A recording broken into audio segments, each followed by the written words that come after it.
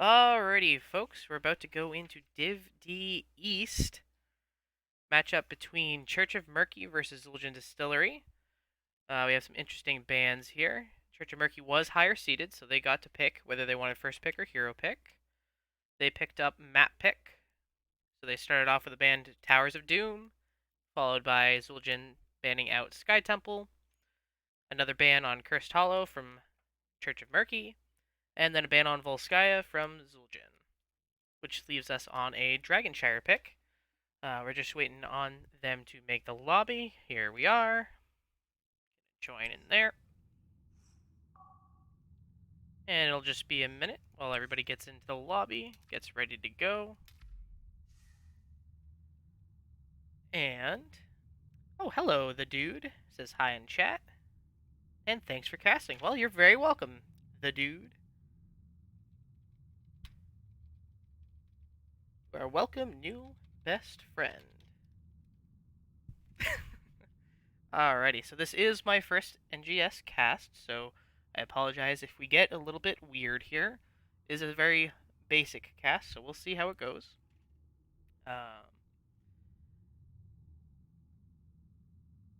Starting to get the captains in and their teams following behind them. Just making sure that the first pick goes over to team 2. It does.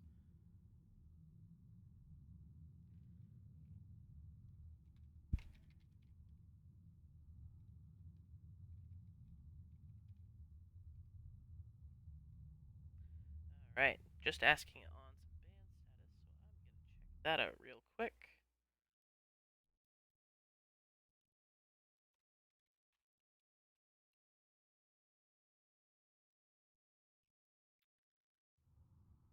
Alright.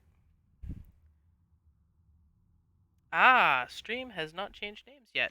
Thank you very much. I'm going to go do that right now. As soon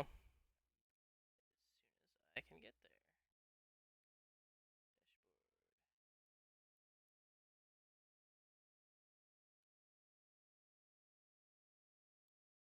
Alright.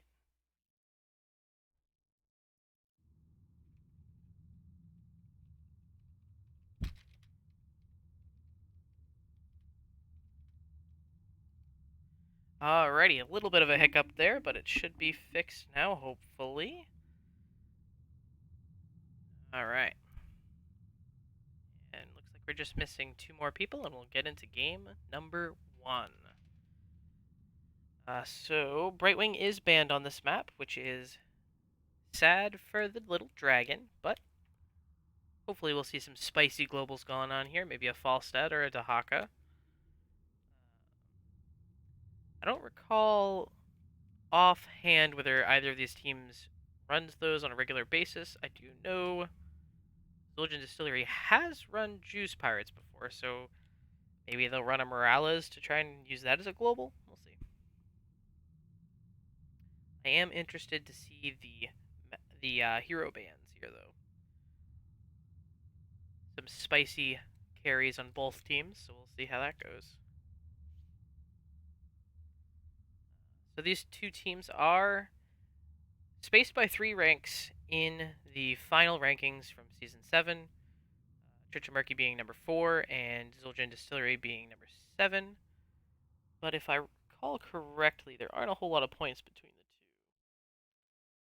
So Church of Murky is number 4 with 21 points and 5 dominations.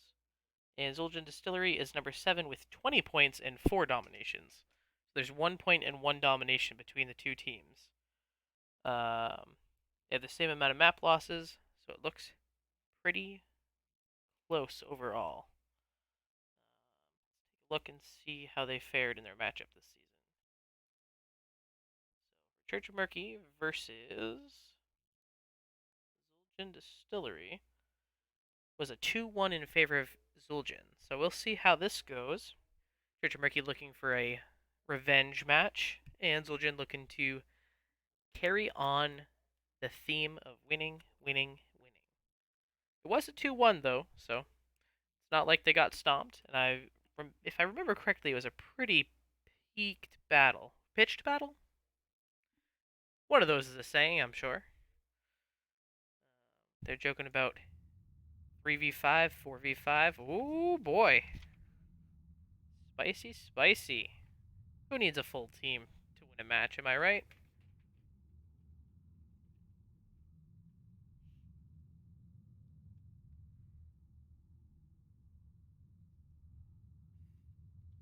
Four v five is fair and balanced.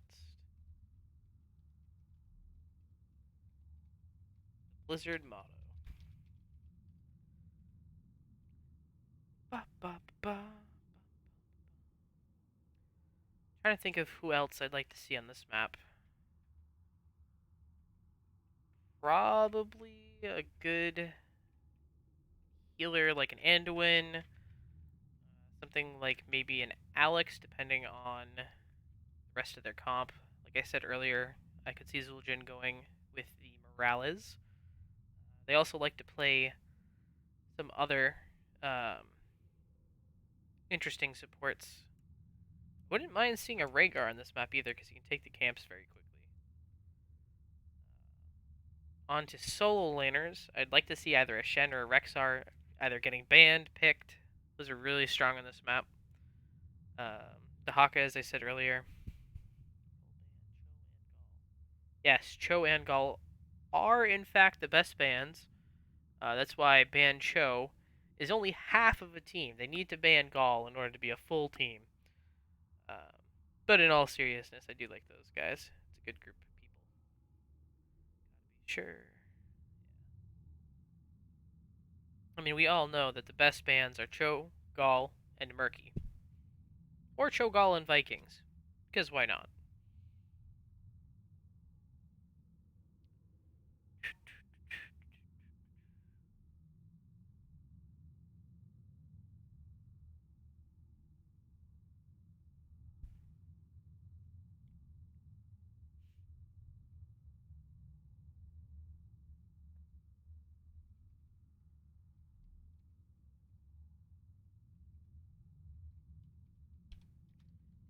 Intensifies.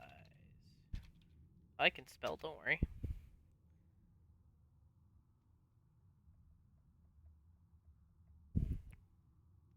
Hope all of you are as excited as I am. This is going to be a pretty hype matchup. Probably the closest two teams in the division right now, at least on the East Coast. I'm not super familiar with all the teams on the West Coast. I have played a few of them in the past. But the East Coast has been pretty competitive overall.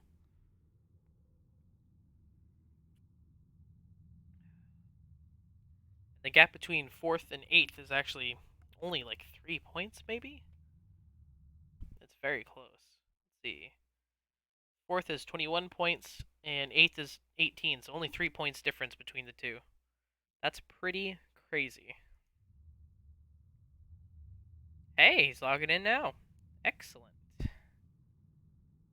Uh-oh, they're going to start the Pineapple Wars again.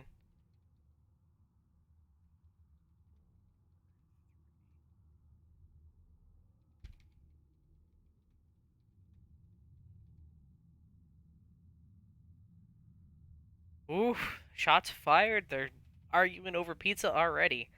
You wait 2 minutes for a team member to show up, and everybody loses their mind. Oof. Rock'em Sock'em. StarCraft characters? Yeah. Pineapple, bacon, and jalapeno. I mean, you put jalapenos on something, I'm gonna eat it. Ugh, Canadians. What's wrong with Canadians? They got maple syrup, right? That's a thing. They got some ice, some hockey, all the good stuff, right? I mean, unless you like none of those things. Hey, and it's B Gully. Nice of you to join us,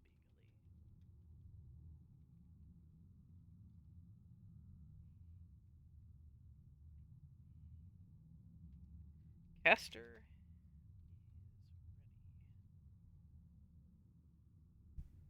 Commence worship.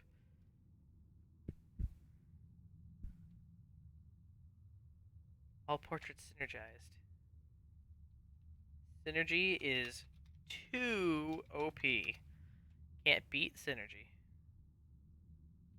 Alright, looks like we're heading into the first draft for game number 1 on Dragonshire. This is the first round of playoffs for Season 7, so we'll see how things shake up.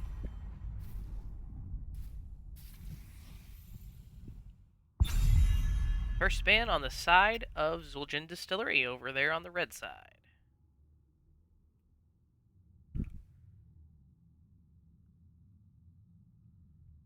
I'm expecting if they're not planning on going heavy into globals, they'll probably try and get rid of a global or a Zul, maybe a solo laner. If there's any really good burst mages on the other side, I could see that being a ban as well. 10, 9.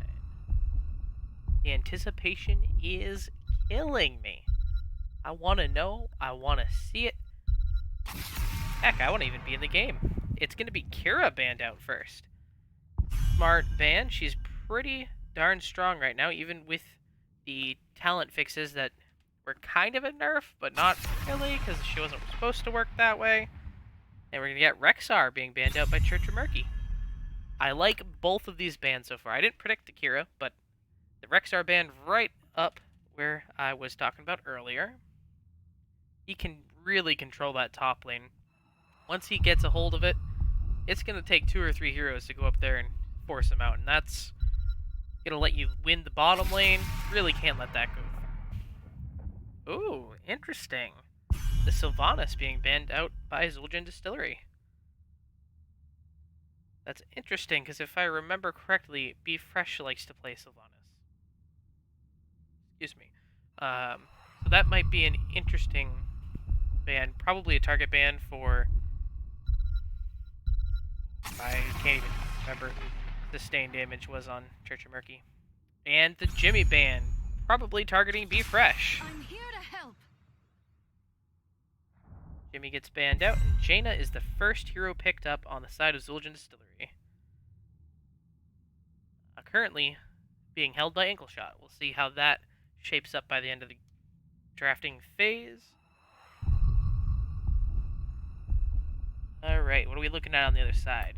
Maybe an offlaner pickup or healer pickup if they need it. Nope, they're going all in on the damage. Greymane and Kel'Thuzad. They want to blow people up. Kel'Thuzad, of course, on maps like this is really scary, especially after the changes where he gets the resets on his ult at level 10, assuming he picks that ult. And Greymane going in to finish off kills is always a scary thought. On the other side, we have ETC and Uther getting picked up, so it looks like Zul'jin is just looking to blow people up. ETC, Uther, of course, being one of those classic CC chain combos where you just don't get to move until you're dead. And with Jaina there to blow up the targets, that's pretty scary. Leo being the ban from Church of Murky. He's been seeing a lot of good things happen for him in the off lane. His pick rate hasn't been great, but he has one of the higher win rates for offlaners in the NGS, if I remember correctly. And he's one of those heroes where, especially against high health targets like ETC, like Diablo, anything like that, can really, really chew through their health. But of course, no tank has been picked up on the left side yet, so Zul'jin Distillery bans out the Diablo as their last ban. Alright, double pick phase coming up for Church of Murky. What are they going to grab? They definitely need a tank still. There's their support. And they get both. Anubarak and Stukov going over to the side of Church of Murky. Both teams have really, really scary CC chains. Good silence on the side of Church of Murky. Man. This is a real scary comp. I'm glad I'm not in the middle of these two. Whew. I already face check enough bushes without this. Man. Tychus and Blaze being the last two picked up on the side of Zul'jin Distillery. Tychus, of course, being there to chew through the beefier targets on Church of Murky. Of course, they don't really have a high health target for him yet. Even a Nubrak's kind of a squishy tank. And with the Blaze buffs, he's actually going to be a much more viable offlaner than he has been recently. The biggest buff, of course, just being the channel time on his E being so much shorter. It really makes the hero feel different. And throwing it back to before the matchup, Shen getting picked up by Church of Murky for their offlane. Looks like it's going to be Redbeard grabbing that today. Going to take a moment here just to write down all the heroes and what they're playing and who they're being played by. I know some of that was redundant or didn't make sense, but, you know, we're just going to roll with it.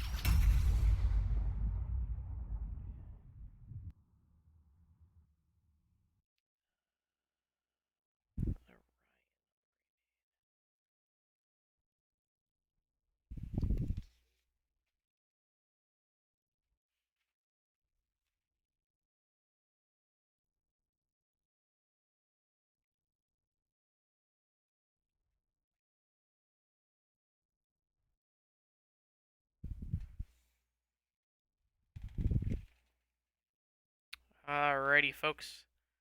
We're just loading into the game now for Game 1 between Church of Murky and Zul'jin Distillery. Dragonshire. Boy, awfully touchy. We have Redbeard playing the Shen, the Dude playing Kel'Thuzad. We have a Nubrak played by Shock, B Gully on that Stukov. You know him, you hate him, he's gonna silence you. We got Greymane played by Orion. Over here on the red side, Zul'jin Distillery. Nutcracker on the Blaze, Cowboy Kyle on the Uther, B-Fresh playing Tychus, Ankle Shot on the Jaina, and D-Wit on the ETC. Lots of good lucks going out. Let's see who wins.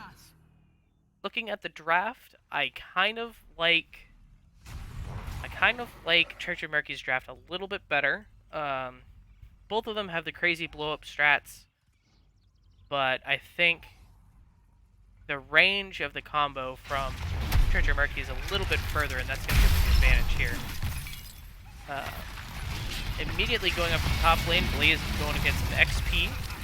Tech is burning through that Shen really quickly, but taking lots of damage himself. Not going to be able to take anybody out. Greymane going to rotate down to the bottom lane. Catching some soak early on. Ooh, getting rotated on hard by Zul'jin. Chains from Kel'Thuzad and the silence from Stukov. Is it enough? Nope, B-Fresh gets away. Oh, never mind. I spoke too soon. Maybe I shouldn't talk. Greymane gonna pick up that kill on to the Tychus. Alright. Let's check up on top lane. Blaze really getting taken down here by Shen. Really has to back up and get some health back before he can really do anything. Although the lane is in favor of Blaze, so we'll see how that works out. Here we see Kel'Thuzad working on their camp, bottom left C, and Tychus is soaking mid lane for Zul'jin. Camps being taken on both sides now. And soak in every lane. I like to see it. Just a little bit of an XP advantage for Church of Murky, probably from that Tychus kill, I would imagine. And we got a big fight going down to the bottom lane. Tychus is being a little bit late to rotate, though. Alright. See what they do. Oh, Tychus stays mid lane for the soak. It looks like they're gonna kind of just try and clear this camp in the bottom lane. Greymane rotates mid, clear the soak. Alright. Just check real quick. See how Kel'Thuzad's doing. 7 stack, 8 stacks, 9 and 10. Man, he is getting stacked fast. Nubrak with the dive. Wow. Lots of damage from both mages. Of course, Uther has a lot harder time healing up after fights than Stukov does. But the armor is huge that he has. Church of Murky gonna lose their Nubrak in the bottom lane. Meanwhile, in the top lane, Chen just kind of bullying Blaze. I feel a little bit bad. Blaze just got those buffs, and it doesn't seem like it's enough to handle the Chen quite yet. Maybe it's positioning, maybe it's just weaker hero in the lane. Still got one Siege Giant down here in the bottom lane for Zul'jin Distillery, although it looks like Greymane's going to clear that up real quick with the help of Stukov. I like ETC's positioning here, especially with the Uther Jaina in the lane with him. He can really punish somebody who comes in or run away. Alright, that works too. They don't really need to hold this at the moment. Looks like they're slightly ahead on XP, so if they just hold the line, they can get level 7s first and try and force a fight somewhere. And of course, Church of Murky is not trying to get the Dragon Knight at the moment, so Tychus is just kind of hanging out mid lane for nothing. Ooh, big damage on ETC. Again. That Kel'Thuzad really is laying down the pain. He's already at 12 stacks. Just under 4 just at 4 minutes into the game, so Tychus looks like he rotated top lane. But that gives Church of Murky a chance to grab the Dragon Knight. Looks like they're going to walk it down to bottom and try and push that lane out. Give them a little bit of an advantage there. Unfortunately, they have Blaze up in the top lane pushing their walls down, so at least for Zul'jin Distillery, they're going to get a little bit of an advantage back. More chains on ETC, but the AoE misses. One moment, gonna take a sip of drink. And the Dragon Knight punts ETC away, says no more of that CC, go away. Wells is gonna fall on the side of Zul'jin, the bot lane. Meanwhile, in the top lane, Shen and Blaze are still duking it out. Looks like Blaze is at about half health and Shen is still at 75%. Blaze is falling fast. Oh no. Back down here, we got everybody looking pretty healthy except for Kel'Thuzad, who was clinging on by the tip of his chain there. Barely alive. Let's see, they're looking for a gank here in the mid lane. Well, they're not going to spot the camp in time. Unfortunate for them. Whoop, Shen getting dove. But of course, he's Shen. He can just walk away. So, nothing comes out of that one. Back down to bottom lane goes everyone but Tychus. Nope, Tychus is rotating a little bit late here. And a lot of CC with the silence onto ETC. Is he gonna go down? Nope, he makes it away just barely. Meanwhile, Tychus is starting that bottom siege camp.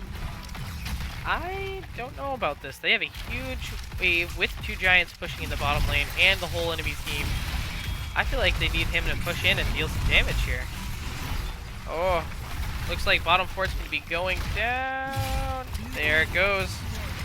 But Nubrak dies on the other side, getting Zul'jin Distillery that sweet, sweet XP.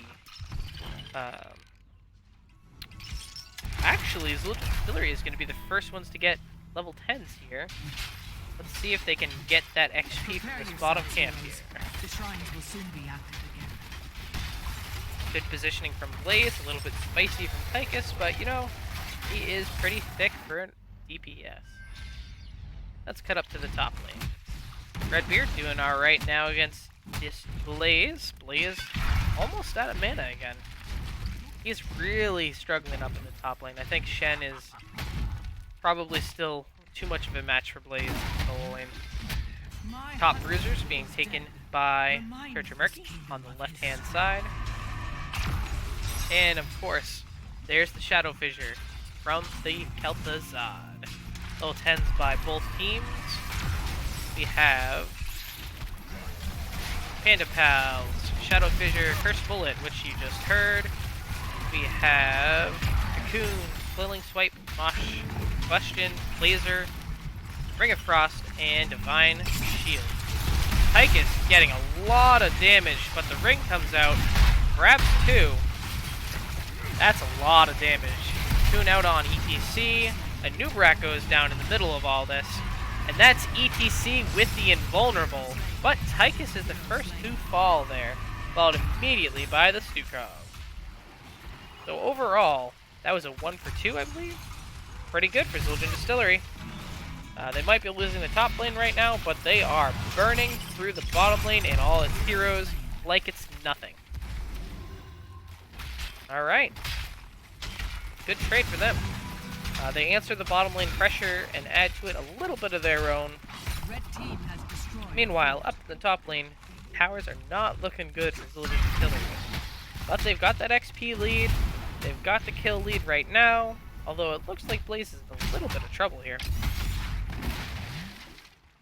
Redbeard laying down the pain. DeWitt sniffing out this camp.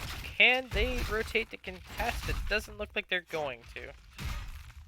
Just trying to bully them out of it a little bit. Maybe convince them to leash it. And they do. His team wasn't there, but they could not know that. Uther rotating up to save the Tychus from the big, mean Panda Man. Who is, of course, probably the nicest panda you'll meet, but that's besides the point. Big rotation coming down onto ETC in the bottom lane. And the chain misses, so ETC is just going to walk away. Top lane, Shen's getting ring around the rosy by Tychus and Blaze here. I think that's probably the right answer to at least get the advantage for now, up in the top lane. Meanwhile, mid lane, the rest of their heroes are just kind of hanging out. Church of Murky grabbing up that camp finally, now that they know where everybody is, and they feel safe. ETC and Anubrak just kind of staring each other down there. I heard the cursed bullet, but I didn't see any damage land, so I think it missed. Stukov passing that sweet, sweet green slime. And Shen in a really tough spot here, but he's probably just going to walk away. Yep. Oh, nope. He is getting caught out, and Shen goes down. That's a great pickup for Zul'jin. That gives them the advantage in the top lane, which they have not been able to win just with Blaze alone. So taking care of that Shen really puts them in a good spot. But, meanwhile, in the bottom lane, we got these Siege Giants with a catapult. They really got to rotate and answer that pressure. Which leaves Blaze kind of hanging out in the wind for everybody from Church of Murky to rotate up and probably get the kill here. Oh! Blaze being a very crafty man. And he gets away from the 4-man rotate. Oh my goodness. Barely at 10% health there. Meanwhile, the Siege Camp getting picked up by Zul'jin Distillery. You know, they're really making their combo work. I like it. Maybe it's just the positioning from Church of Murky who's been slightly too aggressive, but we'll see how that works out towards the rest of the game. Bruiser Camp being picked up by Zul'jin Distillery. And just kind of hanging out in mid lane right now. Two tanks eyeing each other from across the fields. Bottom camp is getting cleared out. Meanwhile, Anubrak and Shen are in a tough spot. Shen running the wrong way. But Stukov's big ol' slap is gonna save him from any further damage. Church of Murky really needs to look for a fight here because they're down 2 levels, almost 3. So not quite down to talent tier yet, but it's gonna be close. And they really gotta answer one of the lanes here, or they're gonna be in a big bit of trouble here. Might end up seeing the first Dragonite on the side of Zul'jin if they aren't careful. Although Blaze kind of getting rotated on, and Nubrak grabbed the objective while Blaze just kind of walks away from, you know. But the Silence Brute is probably going to do it. Down goes top fort, but so does Blaze. And Greymane goes down in the bottom lane, so 1 kill each team. But that does give Zul'jin Distillery the 16 advantage. So if there was ever a time for them to try and fight, this would be it. We have 4 men rotating mid, so maybe they would go top and take that. But the way they're rotating, they're giving vision. Church of Murky can rotate safely to the bottom lane and get it back. But they're going to invade the Bruiser Camp on the top left. Mosh Pit goes out, but it gets interrupted by the Stukov. But Shen goes down anyways. Kel'Thuzad getting blown up by the ring as well. That is a big ring for them. And if you look there in the background, ETC was in the cocoon. So that's a lot of ults down on the side of Church of Murky. And they lost the fight. That feels bad, man. Of course, Zul'jin Distillery also used 3 ults. They have Combustion left, and they have Uther's ult left. But that is it for now. Tychus maybe looking to sneak a channel? With them there, I don't think he can do it. Hero slain. Ooh, Greymane getting picked off in the bottom lane. That's probably going to mean Dragon Knight for Zul'jin Distillery. And the interrupt from Kel'Thuzad. And the second interrupt from Kel'Thuzad. Oh, he mistimed it. That means Dragon Knight goes over to the side of Zul'jin Distillery. I'll walk it right down mid. Big stun onto Shen from Blaze. And they're just going to focus on the buildings. Big root from Kel'Thuzad. Is it going to do anything? Probably. 16-18 right now in favor of Zul'jin Distillery. Dragon Knight walking bottom lane. See how this goes. Can get the walls in without dying. That's really the big question. Although the Dragon Knight here can kind of just tank the chain. Keep his whole team safe with it. Shen getting yanked right here in the bushes. That is not a safe rotate from Redbeard. But he gets away! Shen confirmed OP.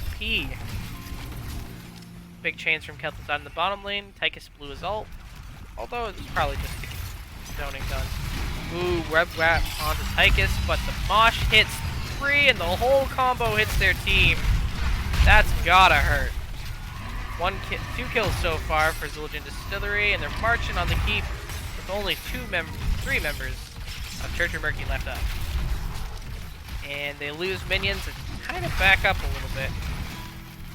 Although it looks like they're going to get to the tower here before they leave. Oh, chains. Oh, a huge max range chain from Kel'Thuzad kills the ETC. Down goes Tauren Chieftain. That's unfortunate if you're Zul'jin Distillery. You really want to keep everybody up. Try and keep the other team staggered. But instead, you get staggered a little bit to answer your earlier team fight. Oh, dangerous 3v4 fight right now without a tank. Yeah, it's going to be a 2-for-1 trade. Uther going down, but Kel'Thuzad and Greymane going down inside the Church of Murky. Probably not worth if you're Church of Murky.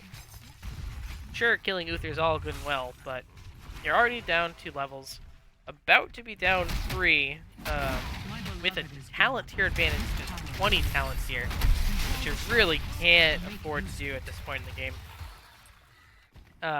We also have the bottom camp being abandoned, leash, but not quite in time. Redbeard's going to rotate in and start stealing the camp.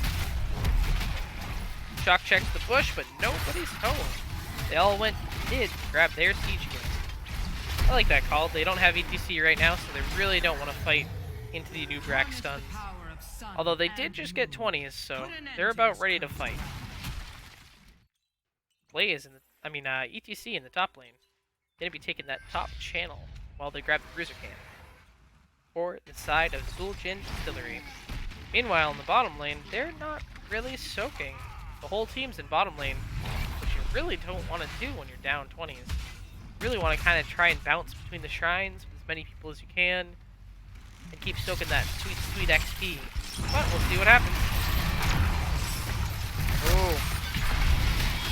Lots of damage going out onto the ETC, but also onto a Nubrak, who's just about to go down, and he dies to Tychus right as he throws out the web wrap.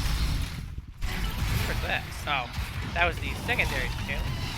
Big Mosh and the invulnerable to keep Stuka from canceling it. It's going to be a 1 2/3 Mosh. Meanwhile, Kel'Thuzad just kind of sneaks off into the corner, gets CC'd a little bit, but he can almost walk away, gets caught out by the Jaina, and does go down. Meanwhile, Stukov is left to cancel big wave top lane. And Shen falls to himself in the mid lane, I believe. That looks like it's going to be the second Dragon Knight for Zul'jin Distillery, and this could be game. There's 4 people down, 4 Church of Murky. 2 of them are going to be down for 30 seconds or more. So this is going to be a big push for Zul'jin. Looks like they're opting to take the camp as well. Extra pressure, never a bad thing. Going to be pushing into the top lane, already weakened from the last camp and catapults. Although, ETC kind of going in by himself. B Gully is out of position now, though. Could be a big pickup for them. And Stukov goes down. Yeah, looking like it's going to be the end of game number 1.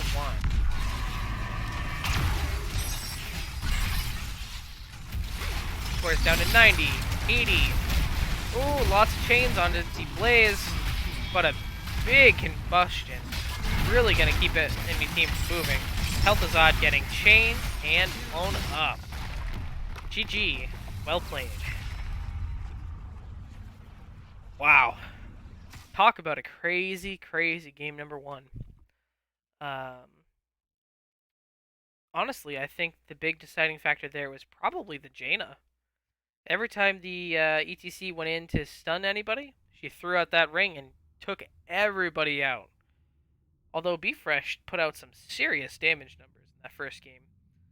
5, 10, and 2 with 59,000 hero damage. Sorting by hero damage, he's the top by 10,000 hero damage, only being answered by the blue team's Shen. 49. Ugh, you know your team wasn't able to stay up in team fights very long when Greymane does not have as much damage as Shen. Shen was really doing well in the offlane, but once it came time for team fights, he struggled. He was getting caught out a lot. And that might just be miscommunication. Could be just AI pathing. We all know the pathing in Blizzard games is not the best. Flip over to my notes.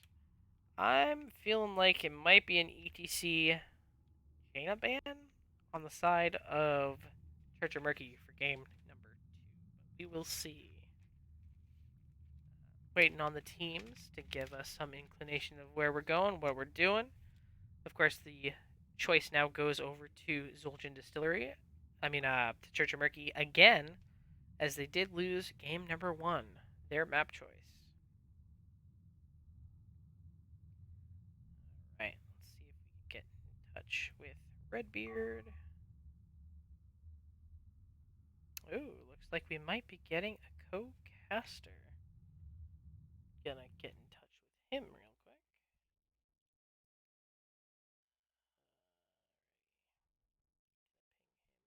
Discord.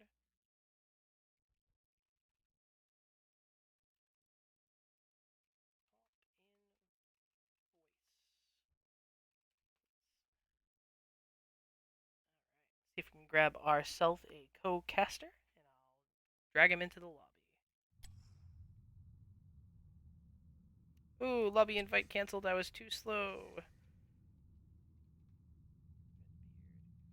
Was just a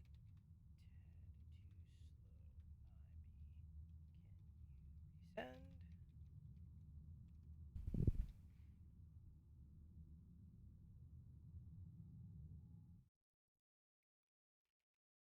Alright, gonna move Alan Hicks over into my voice chat.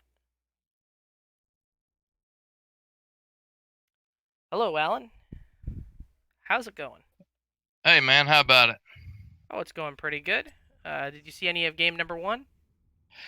Just the very tail end. I was watching another game between Wood League and Die for Vision. Nice. How did it go? Yeah. Die for Vision knocked Wood League, the number 2 seed, out. Wow.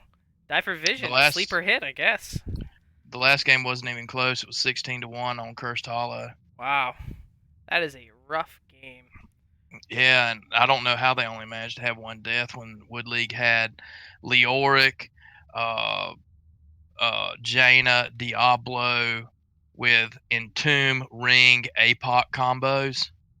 Wow. That is some crazy damage. Yeah, the enemy team Stukov he dropped the flailing swipe in just the right time. That's one way to swing the team fights in your advantage. I'm gonna Yeah. invite you in a second here.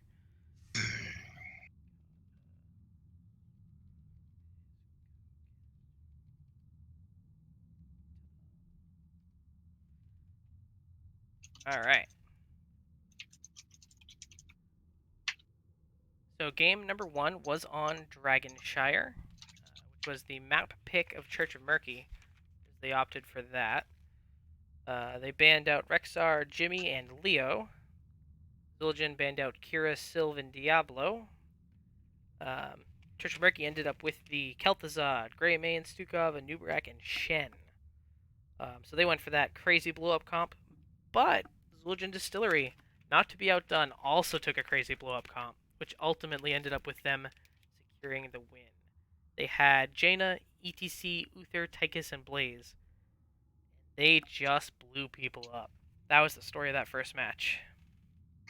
Yeah, I've been seeing a lot more Tychus here lately, Yeah, and it's been doing really solid. Be Fresh has always been a pretty darn good sustained damage dealer. Whether it's his Jimmy, his Tychus, and he's really making the Tychus shine now. I don't recall whether he took the new level 1 talent that decreases minigun cooldown, but he may have. I think that one's really good. Yeah, Um, and I'd have to go back and look through Tychus's talent tree, but he has some good synergy with that. yeah. I mean, between an extended duration or the higher burst damage, it can really, really make him a scary team fight hero. Not that he wasn't already. Yeah, and if you do make it to level 20 and you pick up Bob and Weave and you get 3 charges on that, Yeah, it just it's means just you 100% instantly have it uptime. up. Yeah, and Yeah, that's if it ever ends. yeah. So I feel like that talent is really strong with the burst damage talent, just because you don't already have the cooldown reduction. I still think the vast majority of the time that you're taking Tychus, you're going to take the bigger they are at level 4 instead of in the rhythm for the increased duration. Yeah, You're going to want the double damage on everybody until they're like yeah. 35%. The burst damage is really, really good. Because, I mean, Yeah, you burn through whoever overextends, get them down to 30%, and by then, your mage just throws one combo at them and they go away. yeah, and it's not even you don't need someone necessarily to overextend. It's just Yeah, whoever uses we're in it. range. Yeah, we're in a kind of a poke meta right now, and so Yeah, we're seeing a lot of big, heavy front lines, and then a couple, big damage dealers in the back. And yeah, against somebody with that, long range Tychus who is can really just kind of poke solid. away. You see a lot of, like, Li Mings or Junkrats, especially in the lower divisions at least, who they just kind of poke away at you until you can't fight anymore. Yeah. I saw a lot of Gul'dan as well this season, both on my team and on the other teams. So. Well, I've definitely been seeing a lot of Gul'dan, but we've been playing it mostly. Yeah, I figured that's how it's been. Um, Shout out to Bandit. Hmm. Alright, looks like we're just waiting on a computer to restart here. Game number 2 on Battlefield. I should probably write Ooh, BOE, one of my favorite that. maps. Yep, I played there last night and it was a great game for us. Not just because we won, but also because I love the map. Yeah, so there's a couple main strategies here on this map, and the obvious one is to draft for immortal race. Right, You're looking for something like Artanis, Raynor, Vala, Greymane, people exactly. that can really burst it down quickly. The other option is to go a straight team fight comp, Yep, um, which will not win a race, but if you're able to make the fight happen over your allied immortal, you can have a really big advantage against a yeah. race team. You might not be able to Uh, outrace them, but when 3 of them are dead every time you go to objective, doesn't really matter. yeah, I don't think it was last season. I think it was in the Zul'jin Distillery tournament between this season and last. We played on BOE, and I don't recall the particular team we played against, but they went very much a race comp, Yeah, and we did not. And they won the first Immortal, and then all 5 of them died man. immediately. You know, before the first Immortal even made it to lane, so we just free cleared it. It didn't matter. Oh, that Mm. is rough.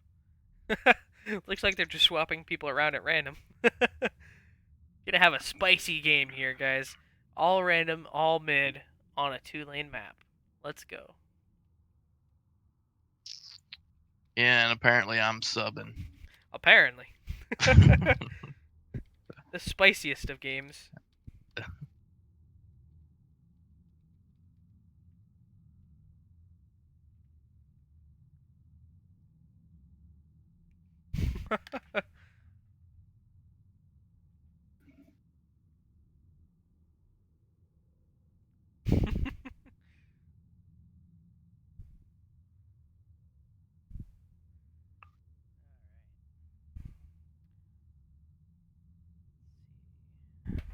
Game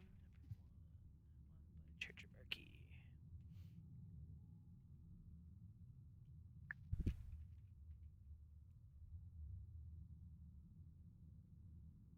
Oof, that is a Yeah. spicy issue. Hopefully his PC's okay, but we'll see.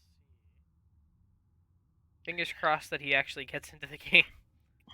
There's a really ghetto trick that I wouldn't try anymore. But back in the day, I used to do it. You know those cans of compressed air? Yep, yep.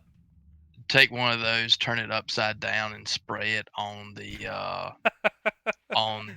Oh, uh, on the heat sink to cool everything down rapidly. that feels like a very early 2000s. Hey, the computer's not working. Just spray air on it. Yeah. Well, when you turn it upside down, it actually Yeah, there's it I don't know what it is. cools It's it. not Freon, but it's something in there that's Yeah, whatever keeps it uh compressed. You know, it yeah. has the keeps it in that spraying mist.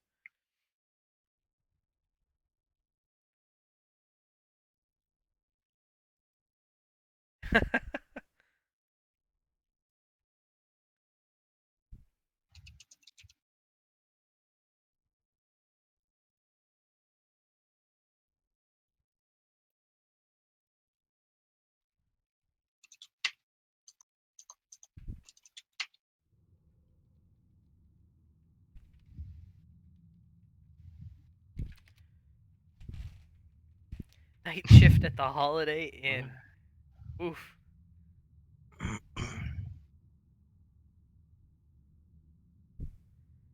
All right. So who are we waiting for here? Is it's someone on Zul'jin Distillery, right? Yeah, it is. No, it's on Church of Murky. Oh, okay. I have his name written down. Shock's here. The dude is here. Orion is the one who's not here. Orion's over on Zul'jin Distillery. Never mind. I can't read my own notes. Oh, it's because Orion changed his portrait to match. Yeah. All right, so then it's probably Cowboy Kyle. Yeah. Yeah, definitely Cowboy Kyle. He's the solo laner for Zul'jin. Yep. We've matched off a few times. I knew my brain was broken. Nothing new there. That's why I face check bushes every match. Gotta give him 1 or 2 kills for free. Not because we're that much better, or because we're better at all. Because I'm that bad. There's nothing more satisfying than when you're doing a bush gank and the enemy team face checks your bush. It's even worse when you're like a Rainer or a Lunara who really shouldn't be checking bushes like that. Yeah. Jimmy can just Q, Luna can use her E. Like, you really shouldn't be doing it, but I keep doing it. I mean, even frontliners will do it. Diablo should throw his W. Arthur should throw his Yep. root. Joe should flashlight it. I mean, even Muradin Varian can can throw use his his Q. stun. Like, Right. And Variant should basically use that Q every time for that because he doesn't get a ton of damage out of it otherwise. yeah. Was it the night shift of the days in? Oh, snap.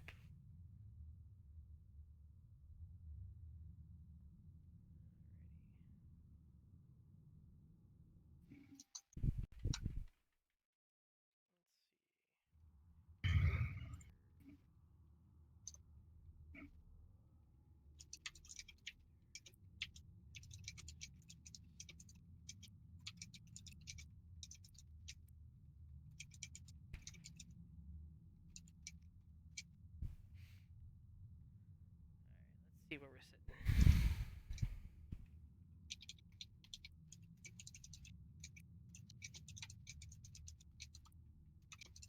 I need to get the stream set up to just play the what is it, the Wheel of Fortune? No, Jeopardy music. Jeopardy music, but off key and Yeah. off pitch, so it's not. It doesn't get picked up by copyright. It'd be a real shame if Zul'jin Distillery had to forfeit here. Yeah, especially after the way they ended that first game. Yeah. They really made a big play in the mid game and just kept going. Sounds like they're trying to cool it off for with a regular old fan.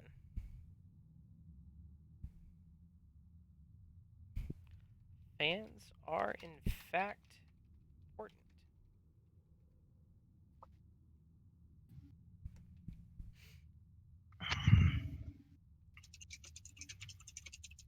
Geico commercials.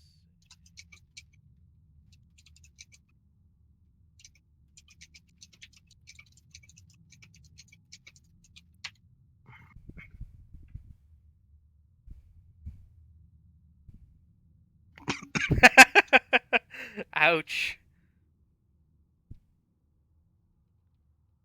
The burn. Sorry about that. I just inhaled some water. Oh boy. Don't choke on water now. We have an issue with fire. We don't need an issue with water now. Yeah. I don't think you choke on water. I think you drown on it. That's fair.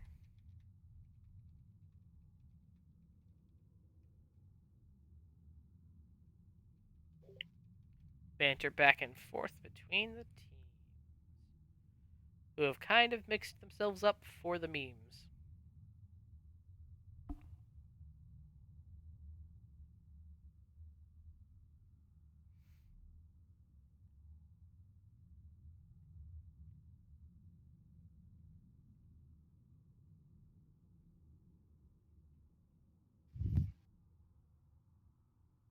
Hmm.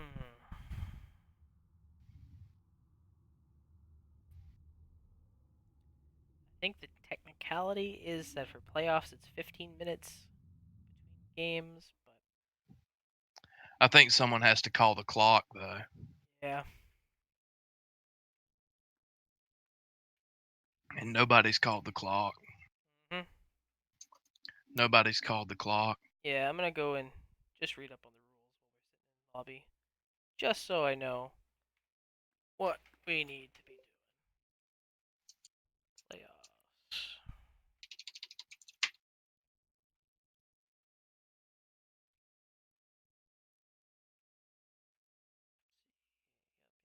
Yep.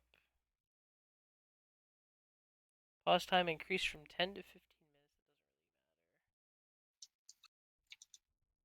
It doesn't really matter. Yeah.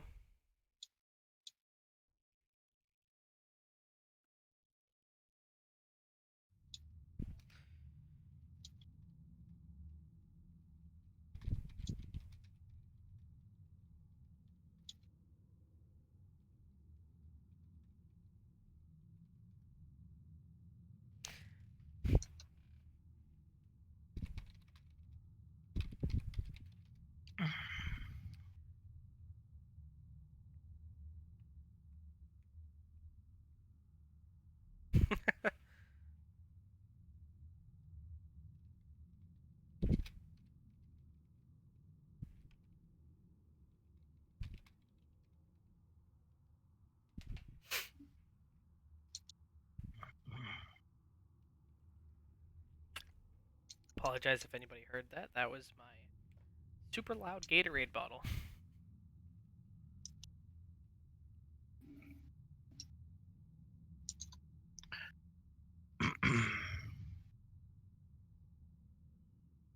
Been in lobby about 14 minutes now. But this is really more up to the teams whether they're ready to wait or what they want to do.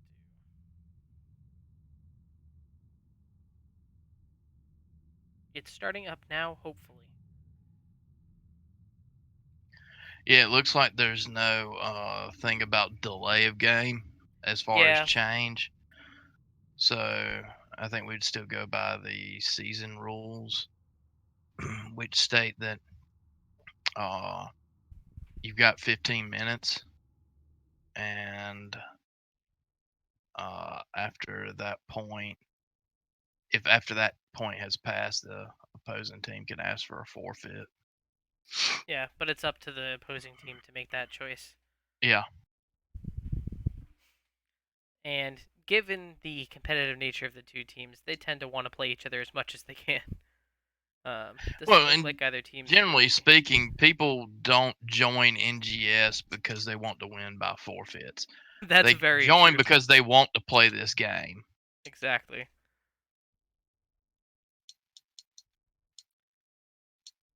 Right. Drum roll. I'm doing off mic on my legs. So not really for dramatic effect, but for my own dramatic effect.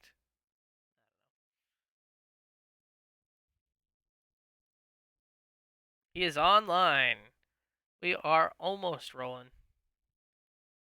Oh. I have to change my portrait back. Ugh. The struggles are real. Making Alan change his portrait not once, but twice in one night. Inhumanity of it all.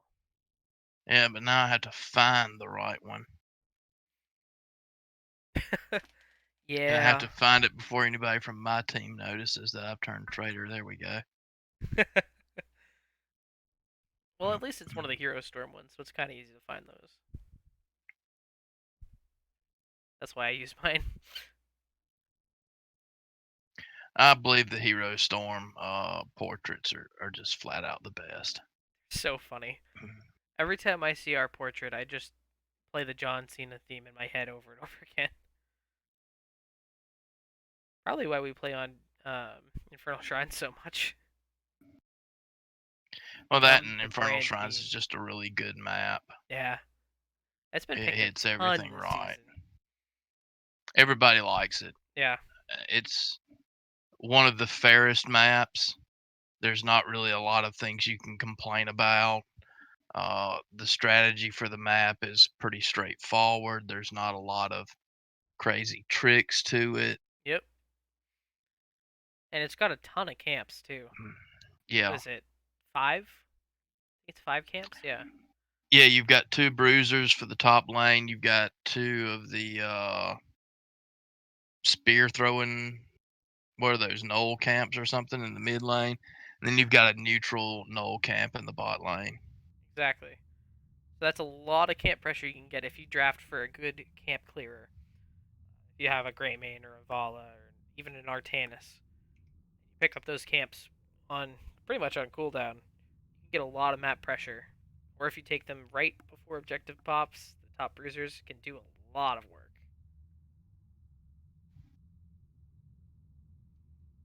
Yeah, and it's one of the maps where we see more frequent camp invasions Exactly. There's going to be because a lot of team fights over them. the two camps for mid lane are relatively close together.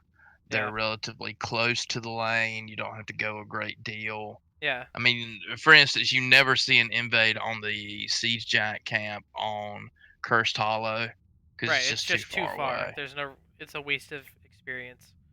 You're just gonna Yeah, miss a minion wave and then maybe get a camp or a kill. right. Uh, It's easier to just clear them. and you've got that big square bush right there next to it. You've got Yep. lots of ways to block vision. It just is conducive to fighting over those siege camps. And they're right outside of the bot objective, so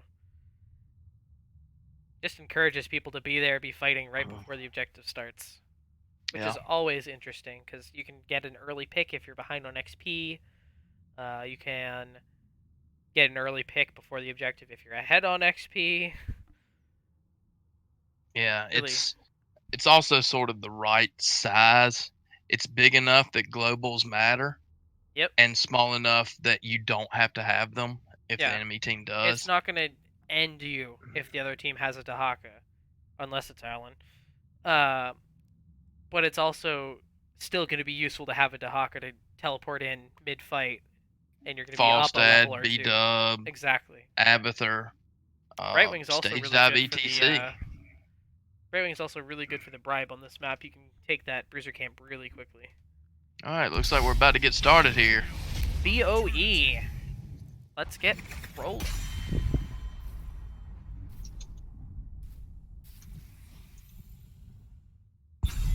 All right, first pick over on the side of Zul'jin Distillery. And an immediate Imperious ban. They didn't even wait. Man, they really don't like him here. I kind of feel like it's got to be somebody on Church of Murky that plays a lot of Imperious. Was it banned out in the first game? I didn't get to see the first game. No, I don't think it was. Bans were Kira, Sylvan, Diablo. Speaking of which, there's the immediate Kira. Legend Distillery knows what they hate. Yeah, I like the Rainer ban as well. It's just good overall. There's never a time when Rainer isn't good. Yeah, And sure. he's got a couple different ways he can go here. He can take the ace in the hole at level 1 for Yep. team fight, or he can take the exterminator. And the Jaina pickup is really solid too. Doesn't Yeah. really help with race, but Jaina's arguably the best mage in the game. Ton of burst, ton of CC. She, you know, if you talent into, Fingers of Frost at level 1, you don't have mana issues late game. Exactly. You get ice block. The And it big looks like Vala burn damage is going to also be a factor this game as Orion picks Yeah. up. I wonder if we see a sledgehammer pickup from Mirrodin as well. I'd kind of like to see it. I feel like that's one of the stronger talents on the tier. And even if he doesn't go the stacking quest, it can still deal a lot of damage to the Immortal. I don't personally like it. I much prefer third wind in most situations and block situationally. But there's no denying it. It's very popular and it has a pretty good win rate as well. The Lunara pickup gives them solid, sustained auto attack damage. Luna is one of those heroes who is kind of a sleeper threat here. People don't normally think of her first when they think of burn, but if she takes that level 4 talent, the late game, she's going to be hard to compete with on the Immortals. Yeah, the problem is you have to win in the early and mid game as well. You can't just sit there and wait for her damage scaling that's over absolutely time to true. make the. I We see an usually like to Anduin pair it ban with like a out. Li Ming. That way you get that earlier burn to try and keep up with the other team. If you can get a bruiser that can deal some good damage to the objective, that's also pretty good. Yeah, Lunara's biggest advantage really is her ability to kite heroes. Yep. Especially after the 10% movement speed change, it just made that better for her. Yeah. So third round so bans or supports, Anduin, Stukov, pretty straightforward. I would like to see White Mane. There we go. I was about to say I'd like to see the support pick up now. I'm not certain about the White Mane. She can be good, but she requires dealing hero damage. Yeah, in she order also to requires get her not damage getting up. CC'd immediately at every fight, so we'll see how that goes. Because she tends to be a little bit further forward than other supports. Just because of the nature of having to deal damage to heal. Yeah. I think with the Vala, we definitely see Monster Hunter at level 1. We see, it's just going to be QQ at level 7. It's going to be the reset Q on Vault. Lucio and Blaze over on Zul'jin Distillery. They're picking up the Blaze for the second time. Maybe he just really likes the changes to Blaze. Maybe he wants to combustion them all to death again. Who knows? This is unusual. Now, I haven't been following Zul'jin Distillery this season because they're not in our division. But in the past, Cowboy Kyle has been their solo laner, and they're showing him on Lucio and showing Nutcracker on the Blaze. Yeah. I think that's mostly just been a recent change, if I remember correctly. So a Tyrael pickup at the end, I'm not sure how I like this. That's looking kind at the of comps, a weak offlaner. Are they Yeah, I looking mean, to do it a Sank brings shenanigans? it does bring the possibility of Sank shenanigans against an APOC, but you'd have to time that out really solidly. Yeah. It's good against Ring of Frost. Yep. Um, it's so against combustion. I mean, it works against combustion, but Just it's kind of a waste of a cooldown against combustion for most probably. uses. Although it depends on Um, the positioning of your team. If your team's overcommitted, it might be good to throw out. and it nullifies the slow, which is the biggest part of combustion. Yeah. But I think I like Zul'jin's uh, draft here better. It just Yeah. looks more solid overall. I'm not certain how the Tyrael is going to work out.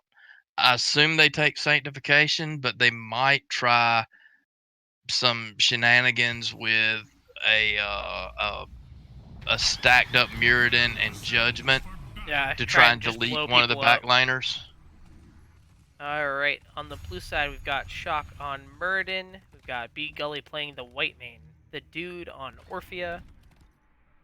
And we have Redbeard on Tyrael.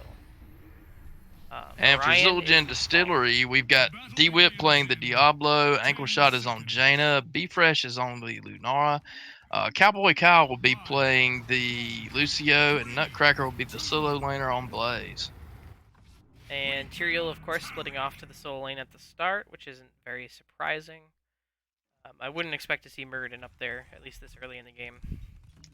Sorry about that, Fear. I should have counted better. It's alright. Orion is on the Vala. And there's the Q right away.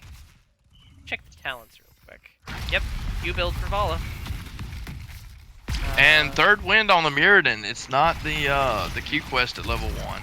He might still take the AI damage, but we'll see. I feel like third wind's probably the right choice here. Especially given White Mane's poor out of combat healing. I feel like it'll be a good way for them to heal up. Yeah. Because that is the big problem with White Mane. And it's not just that she has to do damage to get her healing numbers up. She has to do damage to heroes. Yeah.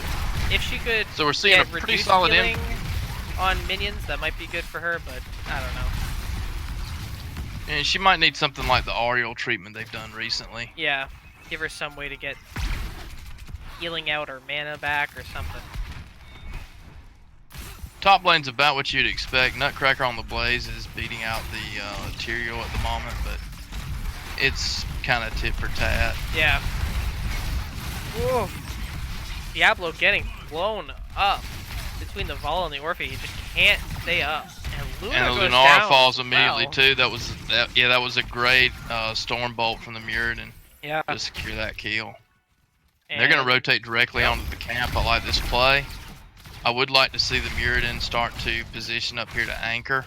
Yeah, try and get some more aggressive positioning. It's not like the camp by itself is going to kill an Orphea and a Vala. So. Yeah. Meanwhile, in the top lane, Tyrael and Blaze both running out of mana. Not very Zul'jin surprising. Distillery has rotated Diablo and Lunara over to their Bruiser camp as soon as they respawn. Yep. They're getting started on this. I wonder if they're going to hold it out. I personally would. It looks like Church of Murky is also running to their camp with Vala and White. Yeah, it's that time. Yeah. Good timing for both teams. Both teams are now 4. Probably looking to get some good timing on the camp. Church of And Murky Zul'jin actually is capping it holding right the- away. I really like that Luna's just waiting for the right timing to grab that camp. It's absolutely the right thing to do. I would have liked to seen her Wisp move out to get a little bit of scouting to make sure Yeah, she just wasn't to being know she was invaded on. safe. And Rotating Zul'jin's top. going to be doing the right thing and clearing out the camp first. Mm-hmm. Looks like Church of Murky's grabbing that camp to try and help them clear out the camp early. But that means that Zul'jin gets onto the objective first. Church of Murky seems like they're just a little bit behind their timing, but they do have better race, so we'll see. Yeah, both teams just conceding to race. And it I'd like to looks, see Church of Murky move up here and clear that camp now. yeah, while Looks the like exactly what timing they're is going to going be on. doing. I would like them to put 2 people there just so that Orphea actually gets to rotate back to the fight. I would have liked to seen the whole 5-man move Yeah. up, or maybe 3. I think Tyrael, Vala, and Orphea could have made the rotation fast enough to just clear it instantly and come back. Yeah. But with the Tyrael and the movement speed. Choosing This to is something I defend. don't like from Church of Murky. They're engaging in this narrow corridor, Yeah, just especially eating against the Blaze damage. Diablo. It's not good. Orion here on the Vala has the right idea to come around to the wider area. Coming And in they might for pick the up the rotate. Diablo here. Diablo going They get down. the Blaze and the Wow. Diablo. Alright, both tanks going down from Zul'jin Distillery. Which gives about a half level lead to Church of Murky, and they can kind of not Yeah, this raise? should be a free clear for Church of Murky now. Yep. Alright, Vala is able to get the objective for their friendly team. Although it's a real low shield immortal because they couldn't quite push Luna off the other objective. I think the level 7 advantage is going to help them a lot in this push though. Yeah, Blaze and Tyrael both doing the right thing, moving to the solo lane.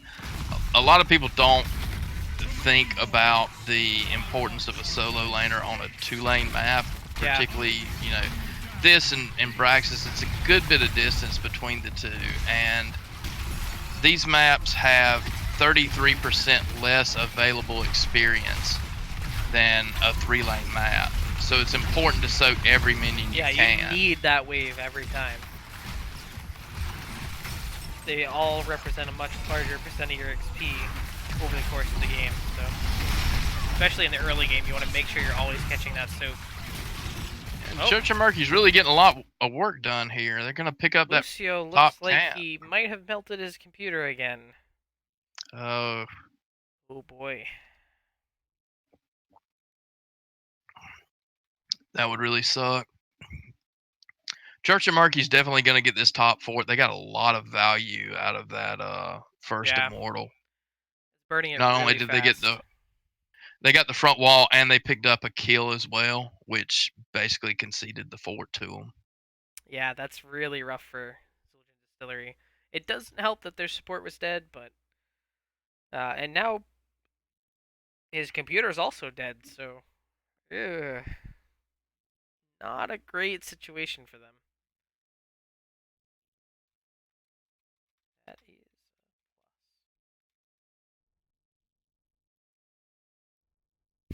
Orion with the not really. Oof, rip Lucio.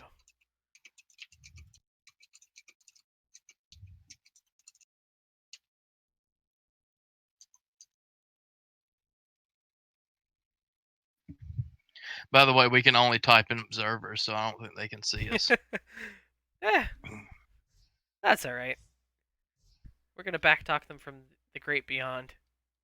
Are you sure it's 6? I'm seeing 4 on my screen. It shows 4 6 on seconds for mine. the Lucio. You're somehow in the future. Weird. It's a weird discrepancy between the two. Yeah.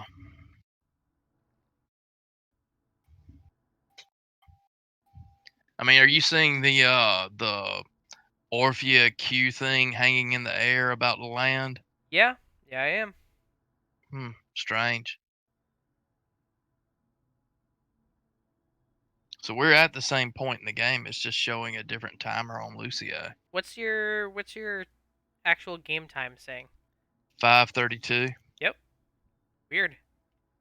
Lucio's both dead and alive in 4 seconds. Schrodinger's Lucio, Lucio. exactly. Although with his computer being down, it might be a moot point here. Ugh. It's unfortunate. I really hoped his computer would at least give him the time to finish out the matches. Yeah. But it looks like it might be dead. Oh, rebooting heroes. Maybe it exists.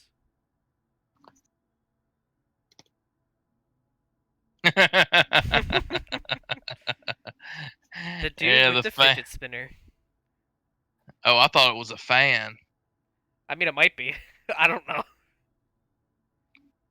It's probably a fidget spinner because those things was all the rage about the time they came up with emotes in Yep. this game. It says the Yeah, so kids it looks like say we'll be big back up game. pretty quick. Fortunately, we're only 5 minutes in the game, so it's not like it has to go through 15 minutes of game time to catch up. Yeah. Which is still the So, worst feature that they've ever put into the game. well, you know, it's still based on the old StarCraft engine in that Yeah. regard. Unfortunate, though. Alrighty. We're And back we're in back. the action. Shock's getting his trait value right now, healing back up. Lots of DOT on him from the Luna, though. Yeah, down in the bot lane, Nutcracker's getting his butt whooped by the Tyrael now. That's He manages actually to a little pop bit his surprising. Pyromania and back out. And Church of Murky's going to rotate down on the bottom camp. I really like that play. Yeah, they definitely want to be on the aggressive here.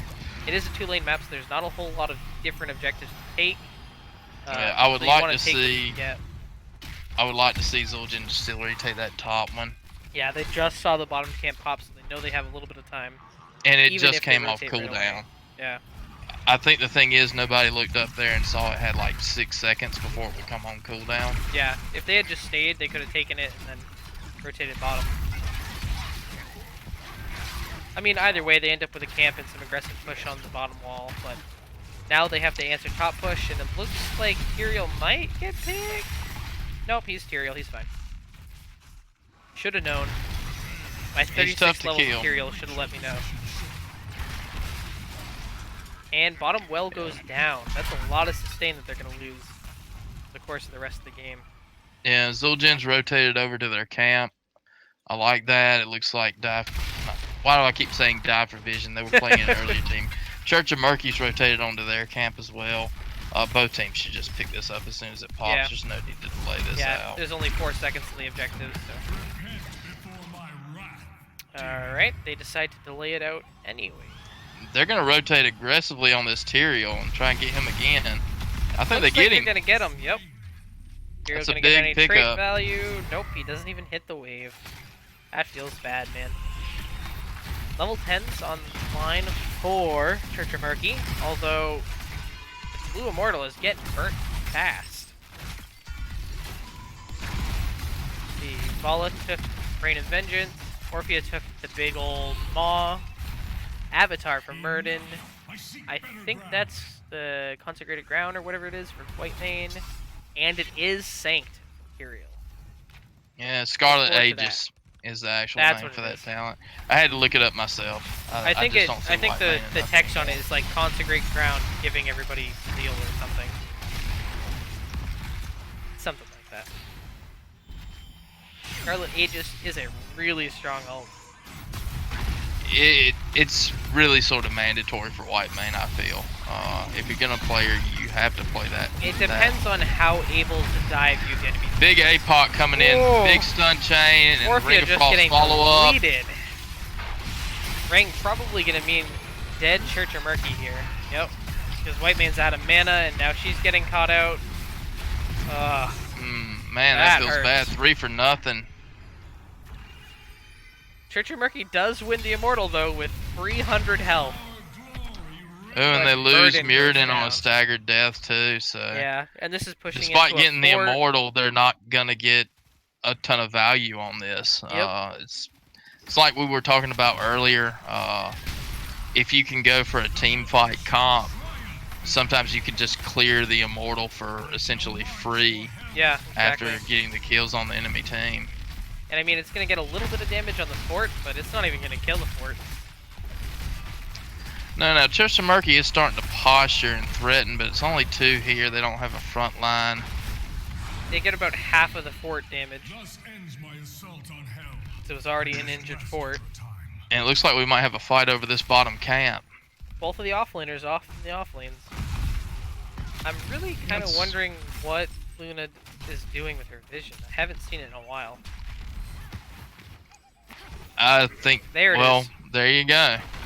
She is causing it to suicide. Well, at least she Yeah. knows. Better than walking into the bush and dying. Seeing her be a little bit more proactive about it would be nice. Yeah. It's one of those things where if you micro it's it a properly... big engage. Woo!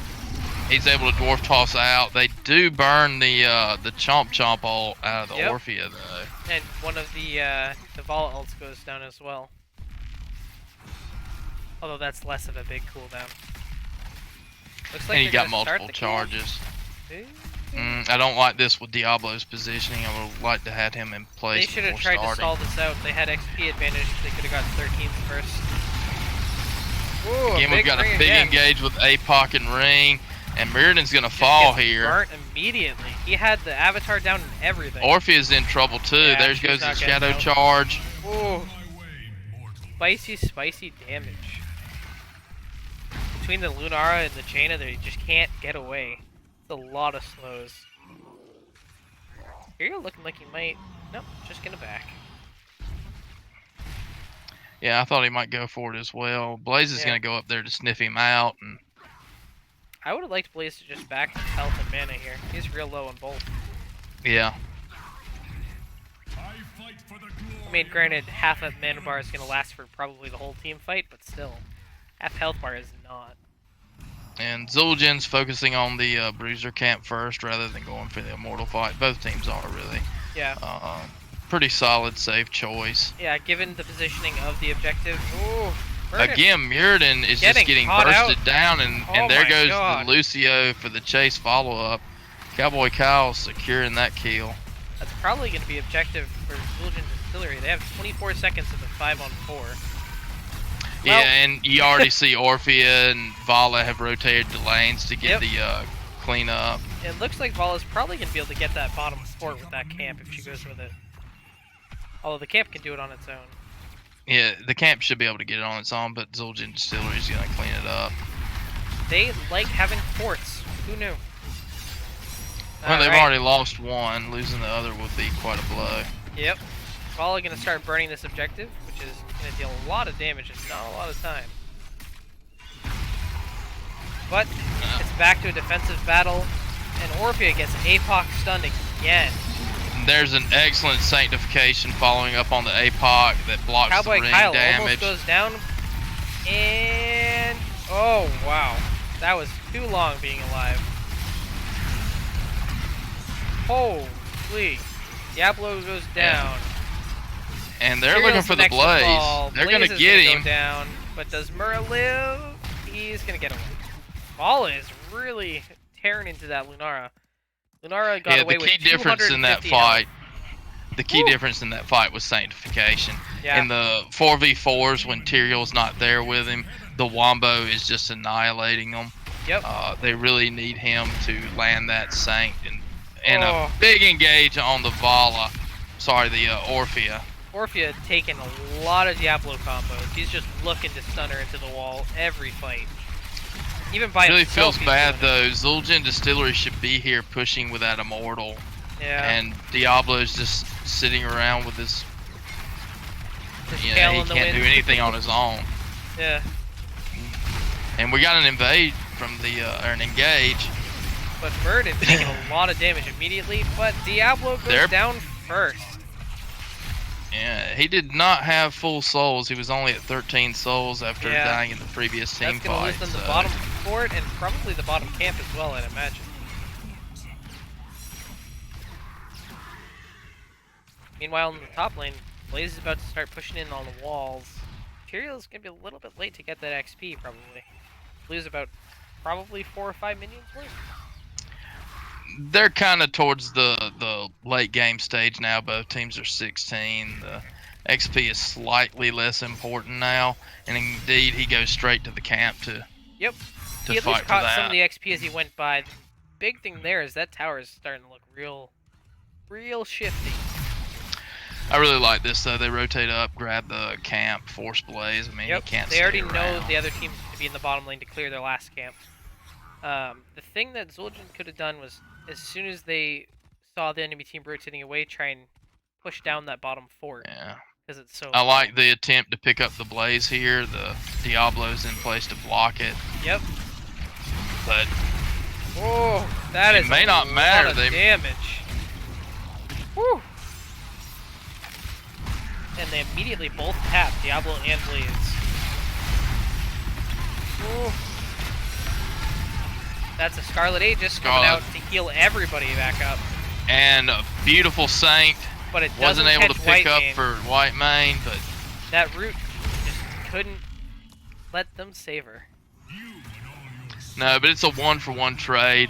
I think Zul'jin comes out better in that. They're playing from behind. A 1-to-1 trade is always Yeah, good, they lost their particularly off when you lane, trade and an the off other lane team for a lost a healer. support. Yeah, really can't fight, especially into all that DOT from Luna. Even if And Jaina Church of doesn't Murky's even going to look at him. focus the camp now while Zul'jin Distillery races. I think this is fine, particularly Yeah, they're with going to get the Mirrodin sitting up halftime, here which buys anchoring. them some time. And they're going to start burning it a little bit just to catch up. Yeah, I mean, even if you don't win it, every little bit of damage you Yeah, put on it reduces the weaker the that amount Immortal of gets, shields. the better. And it didn't look like Zul'jin was going to go D, so that was a good call. With the amount of race potential they got, they could still very well win this. Yeah, it really comes down to how aggressively the other team positions. And both teams are back up. Zul'jin's working on that bruiser camp, so they're not in place to Yeah, I fully would like stop them to this just defend. engage. They know the other team has better burns, so they should have just defended. Another fight under the Immortal would have been an easy team wipe for them. The Chomp Chomp comes out and catches nobody. Rain of It hits Vengeance once and similarly then fails. goes away. Oh, another huge ring. Catching pretty much everybody. I'm not sure what Tyrael's happened. really I thought low. Sanctification went down there. But Tyrael's going to be the first to fall. See if he can He get started to channel it, and I believe Diablo flipped him. Yeah, on a I 10-second cooldown.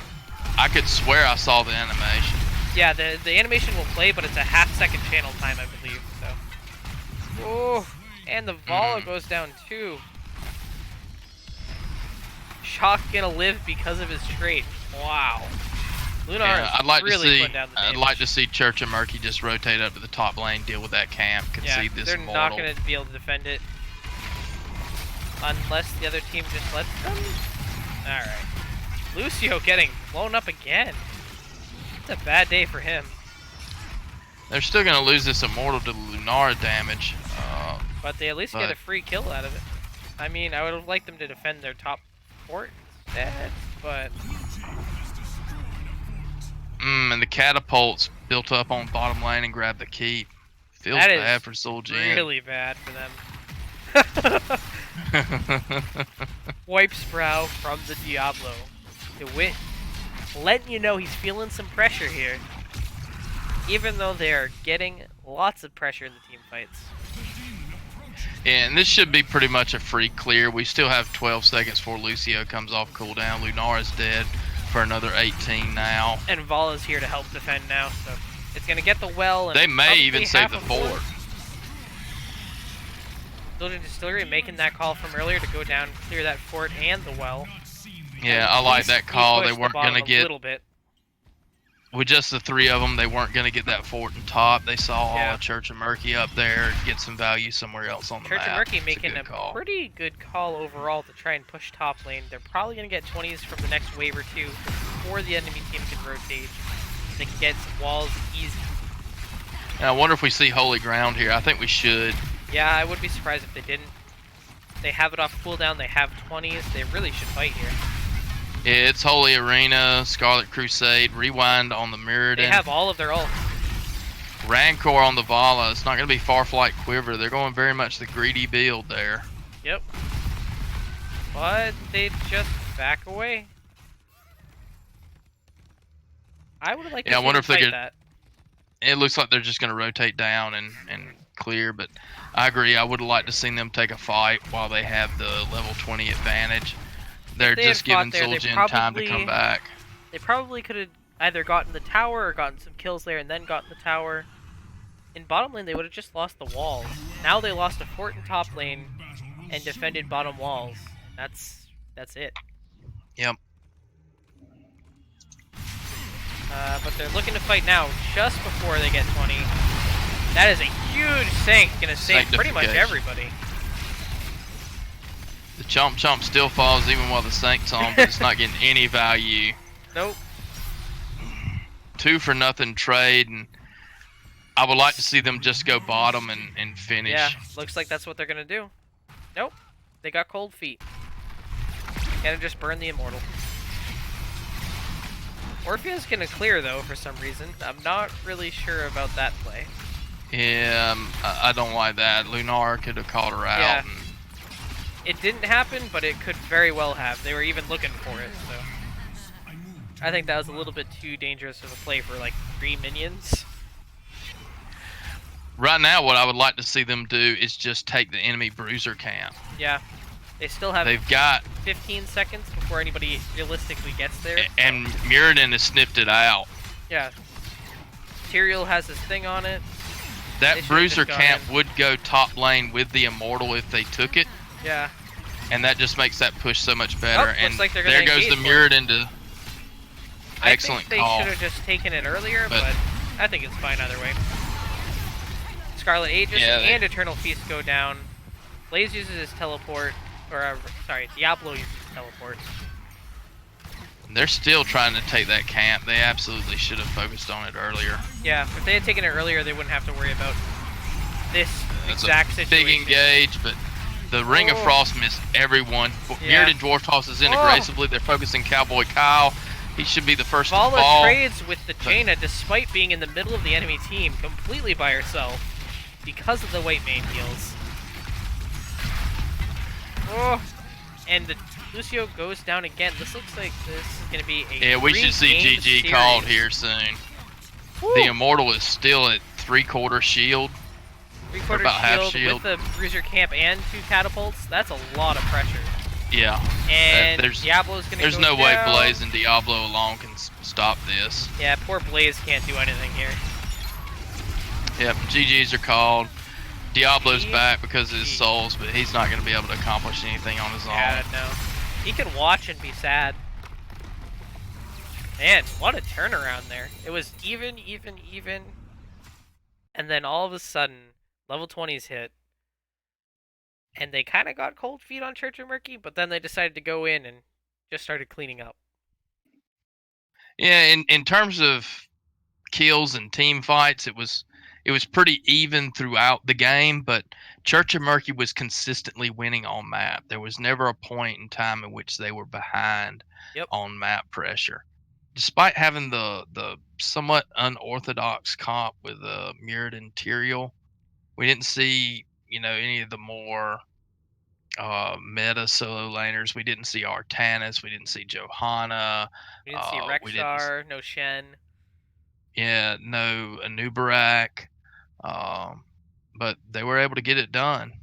The big Sanks really made a difference this game. We were talking about whether or not he was going to take it, and I think he's really happy that he took it there. I think without that, they Yeah, and probably would have gone down in most of those fights. Yeah, that was the real difference maker when we were having 4v4 fights over camps and things of that nature in the early part of the game to the mid game.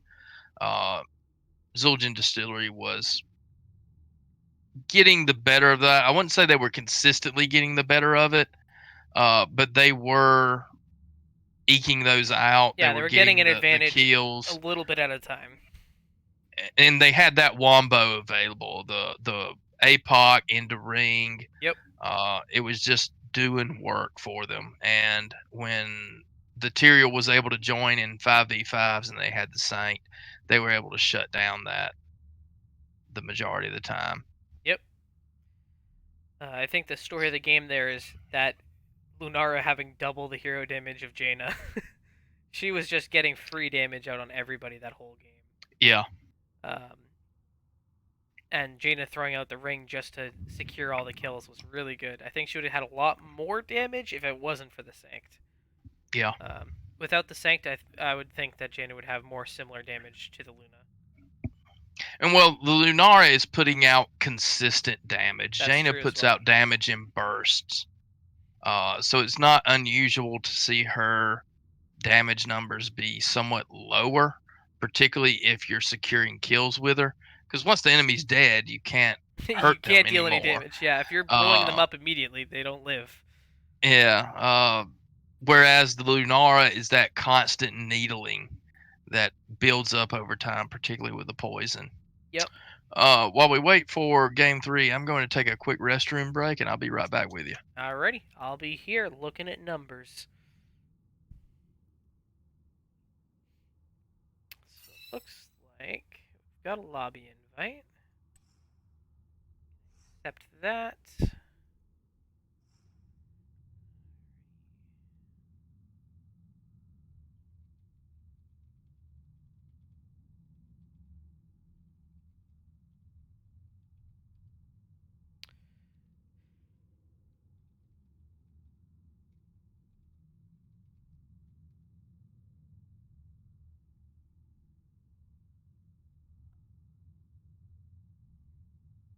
No pricks allowed.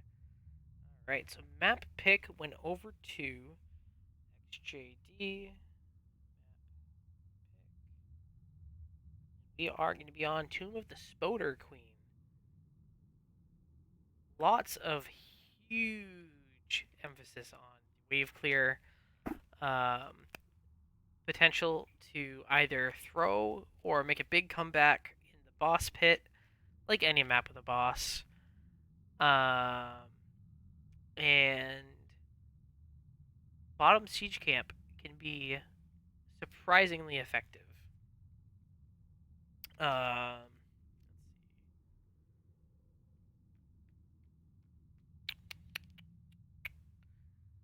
on a smaller map like this, I don't expect globals to be a big priority, so none of those crazy global predictions from earlier. I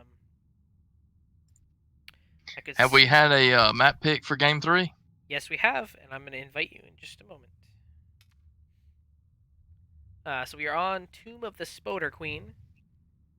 I talked briefly about the boss. Big emphasis on wave clear. I don't expect to see many globals just because of how compact the map is horizontally. I believe you mean how compact it is vertically. There we go. That's the way. It's actually really long. It's just real skinny. Very narrow. I know my long and shorts. Trust me, I'm a scientist. So this is a map that heavily favors wave clear. The objective itself is basically wave clear. So we should see an emphasis towards heroes that have wave clear. As far as tanks go, Johanna's excellent. For supports, Rhaegar's not bad. He brings a lot of wave clear and camp taking potential. There's not a lot of camps. There's only 3. You got 2 bruisers and a siege giant camp. You do have a boss in the top lane, which can Shout out make to the throw pit. teams. Yeah, it can make teams focus that top lane Yep. because a late game boss is very much a come from behind Yep, it's one of those victory condition. One of those not surefire but very strong win cons. If you have, maybe a weak keep in top lane or no keep in top lane, getting the boss can win you the game.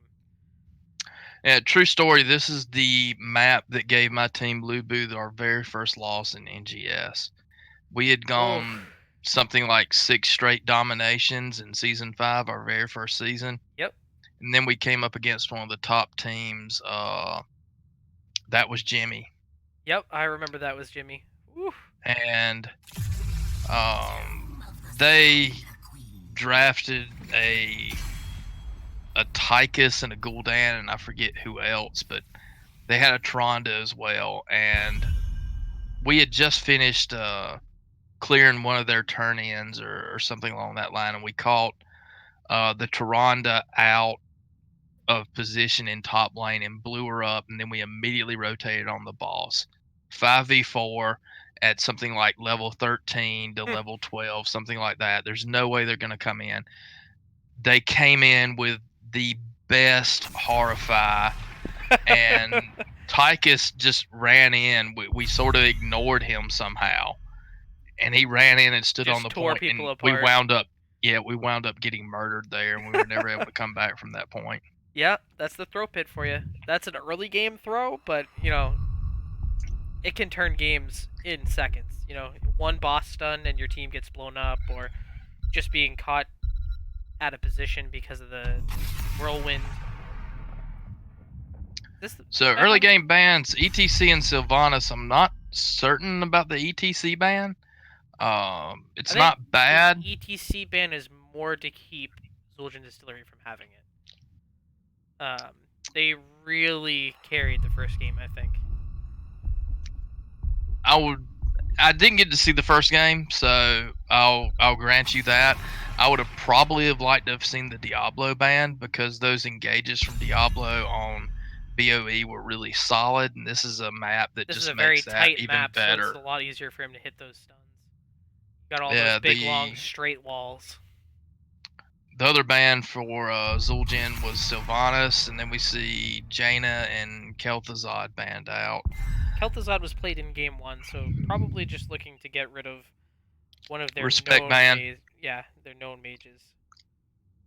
Kel'Thuzad not being one of the better mages at wave clear. So. On the map, but as far as who plays it, it makes sense. Orphea being the pickup from Church of Murky.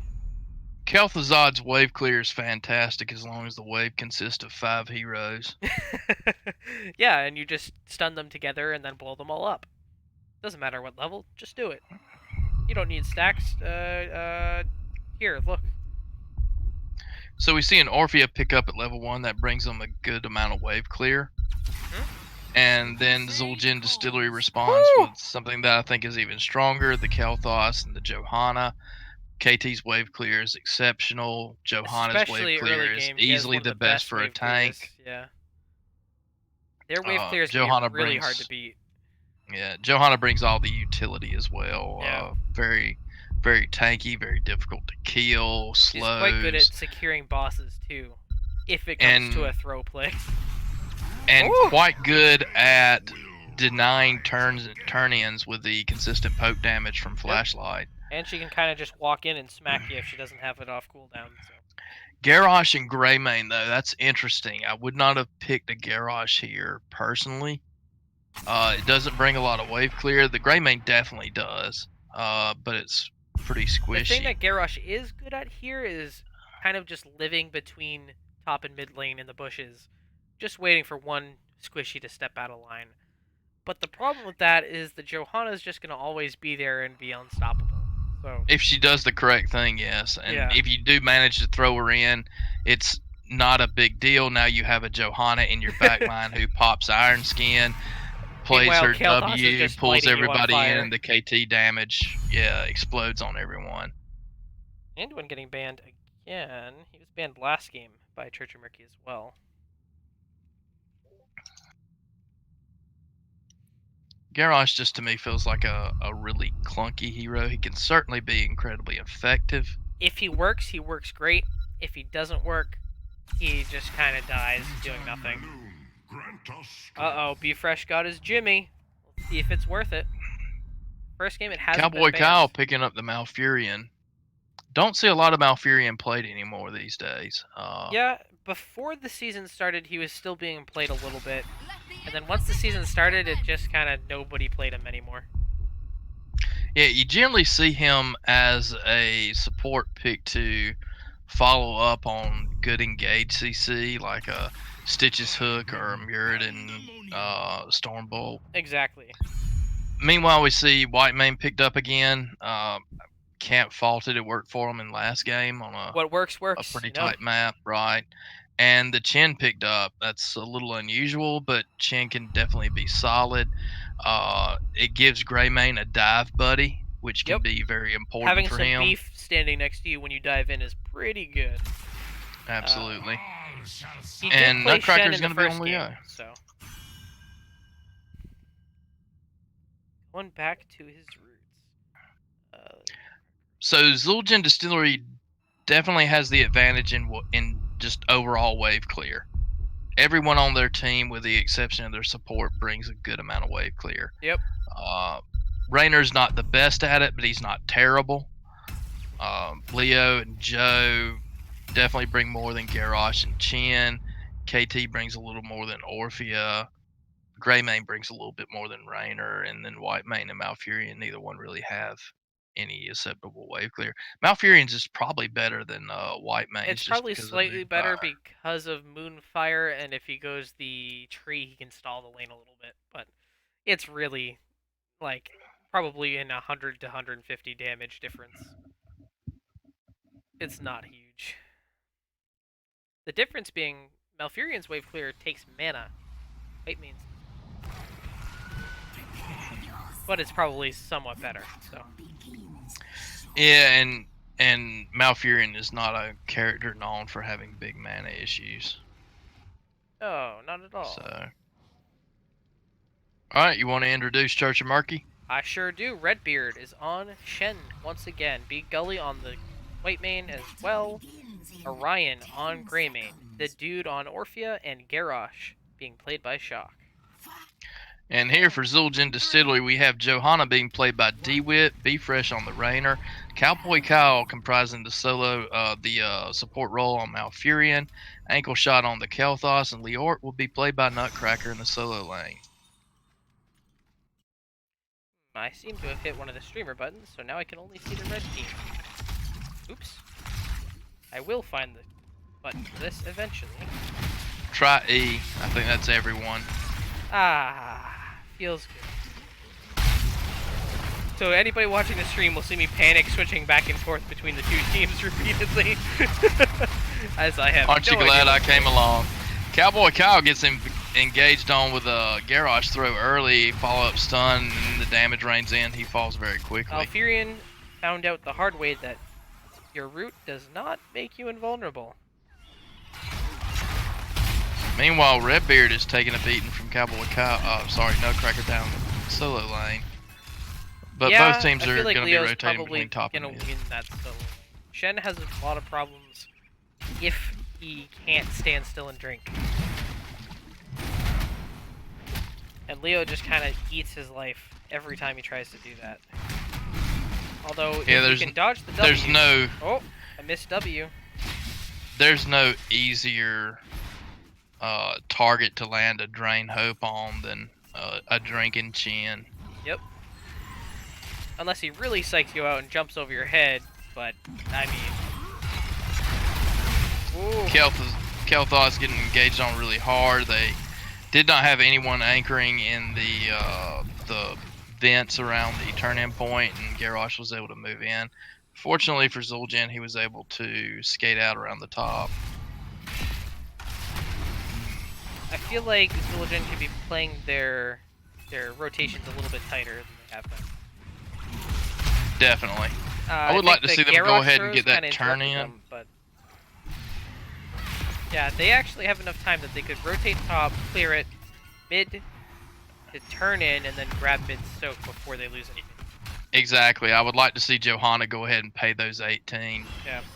And I think And turning him apparently top his ears probably was burning. isn't the choice, but they didn't get peeked out, so it doesn't matter.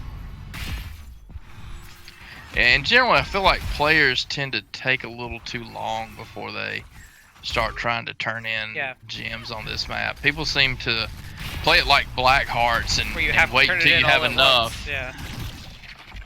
The gems don't go away after you turn them in. You can turn them in early and then just kind of sit on 40 gems until you have enough. Or you can turn them in and put in 3 at a time until it's full. Especially when you have a wave clear advantage. They don't need all the time that they have. They have enough time to go take a nap after they clear a wave, so... Yeah, so Church of Murky went ahead and picked up the camp in bot lane, and Nutcracker's just in bad position. He dropped about 11 gems gonna there. Go down as well. They got rotated on hard by Church of Murky. And they really should have known better. They had vision of the enemy team, I'm pretty sure. And now Church of Murky has enough gems to turn in, but has not turned any in yet. We'll see if they try and capitalize on this advantage. Or if they it looks like right now they're just trying to get the bottom wall first. Which makes sense. They're losing the solo lane, so trying to put some pressure on it while their solo laner is off getting XP in the other lanes. Kind of makes sense for them. Especially when they're ahead in XP already. They don't really need every lane to soak. Those kills kind of gave them a little bit of breathing room here.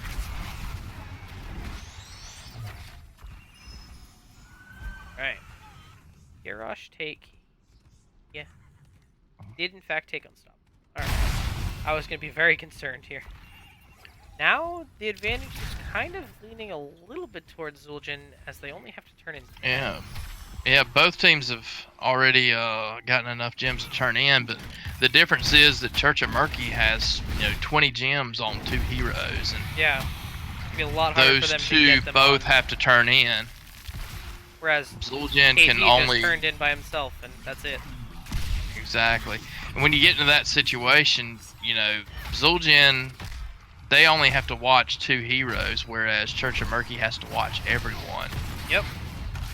That's Because even if the they don't have advantage of enough gems yet, it's like 2 waves to get the rest of the gems. So yeah, that's the advantage of turning in little by little over time. and sure, it feels satisfying to turn in like 50 gems by yourself. Practically speaking, that's just making you a big target without real reason. Shen actually gonna pick up a kill on Leo. Sounds like Leo must have missed a W somewhere. I'm thinking Greymane might have rotated down and gave him some help with that. That's possible. I didn't see it on the map, but that doesn't mean it didn't happen. Garrosh really eating a lot of damage here. Yeah, but he's Garrosh. He's got the white mane behind him. Yeah, White Mane Garrosh he's is a in pretty no good damage. combo. Jimmy There gets goes the thrown in engage deep. on the Jimmy, but they don't have the follow-up damage, or do they? White Mane! Looks like White best Mane secures DPS that kill. confirmed. That laser beam is scurry. Now Leo's chasing Shen right out of his own fort. He's chasing a little too deep here. He's fixing to start taking tower shots, but he's able to pull back out of the way. Question He's is in whether he gets big danger, thrown though. here. And he goes unstoppable, probably too early. Yep, gonna get caught out because of that. But the Malfurion saves him at the last second. Great Yeah, healing. the real hero there was the Johanna pulling in, dragging the aggro, Yep.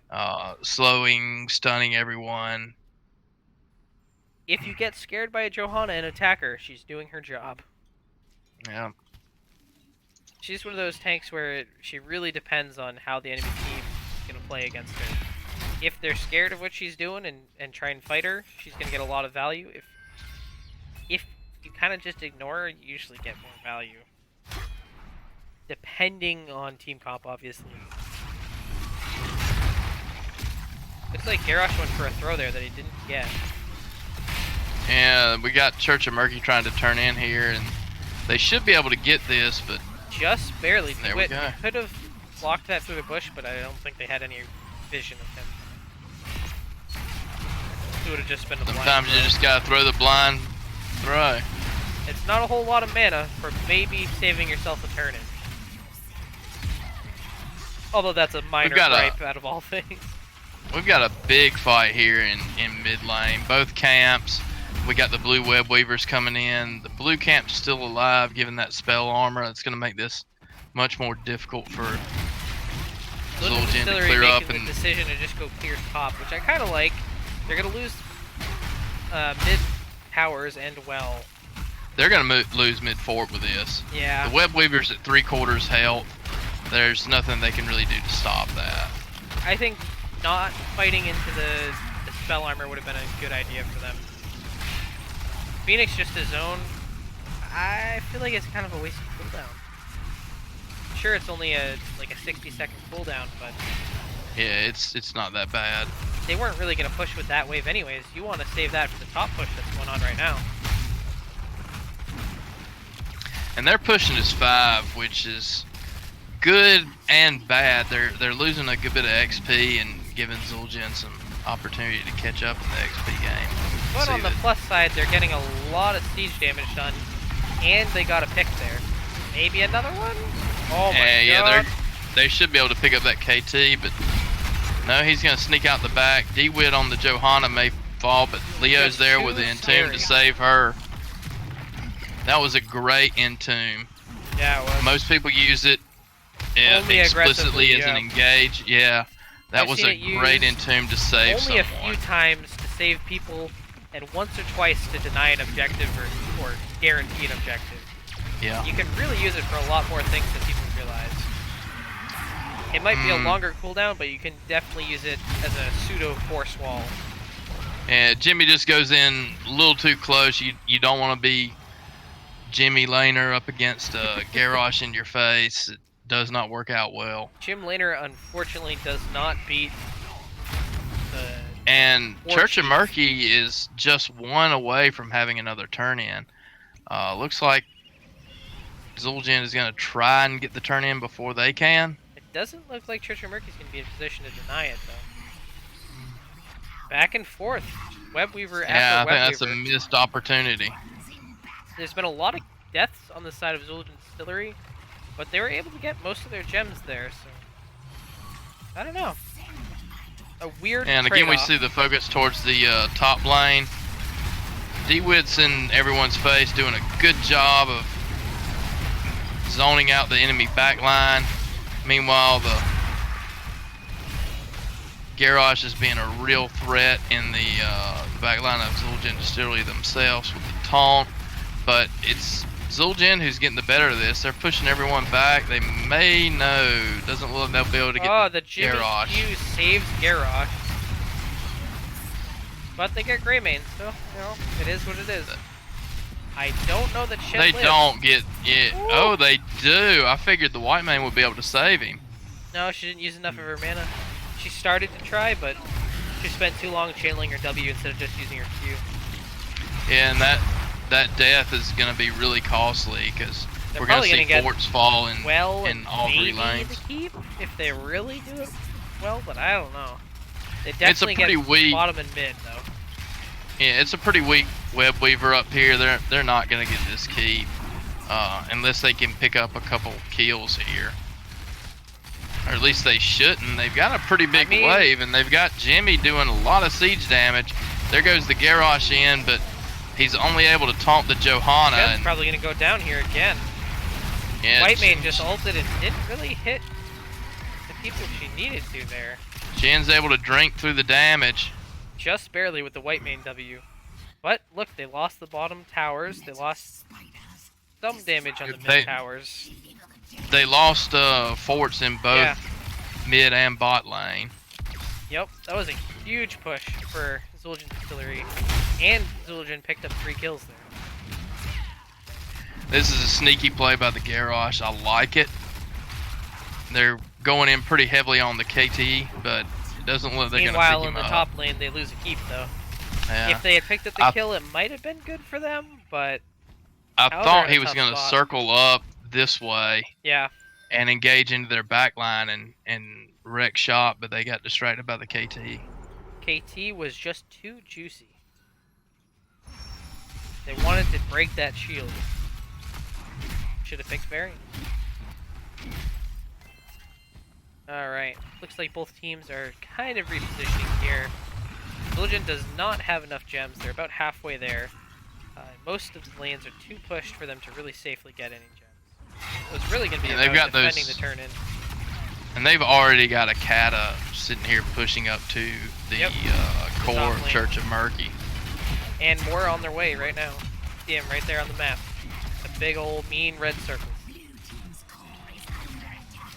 And they're doing their very best to get this turn in, but Joe's there with the engage, with the Yep, Garrosh interrupts. got his gems, but did not have enough.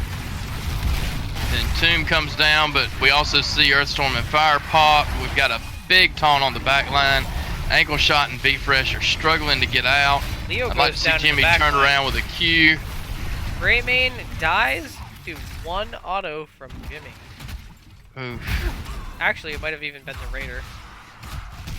Which means... Yeah, turn so a in for one-for-one Church of Murky. trade. I sure thought Church of Murky was going to pick up Rainer and KT there, but they were able to sneak out. Yeah, I think Church of Murky was just a little bit too split. They kept changing targets, and I think that's why they didn't get any more kills there. Yeah. So Church of Murky gets the turn in, but they've got a lot of deep push to do here. Yeah, top and mid are Zul'jin was probably able just to gonna get out. clear. Zul'jin was able to get out that bruiser camp in mid. That's a big play. Prevents that web weaver from pushing in. I would like to see them have pushed with the bottom wave. The other two aren't going to do anything, and they're really not going to get anything by backing up there. A little bit of XP in mid lane, but Yeah, I'm not certain what their plan was. Maybe they just didn't want to stay around and fight until they had 16. they had just gotten But it it would though. have trickled in. Yeah. I think even if they didn't have it, I think they could have just waited for a few minions to walk up and die to the wave.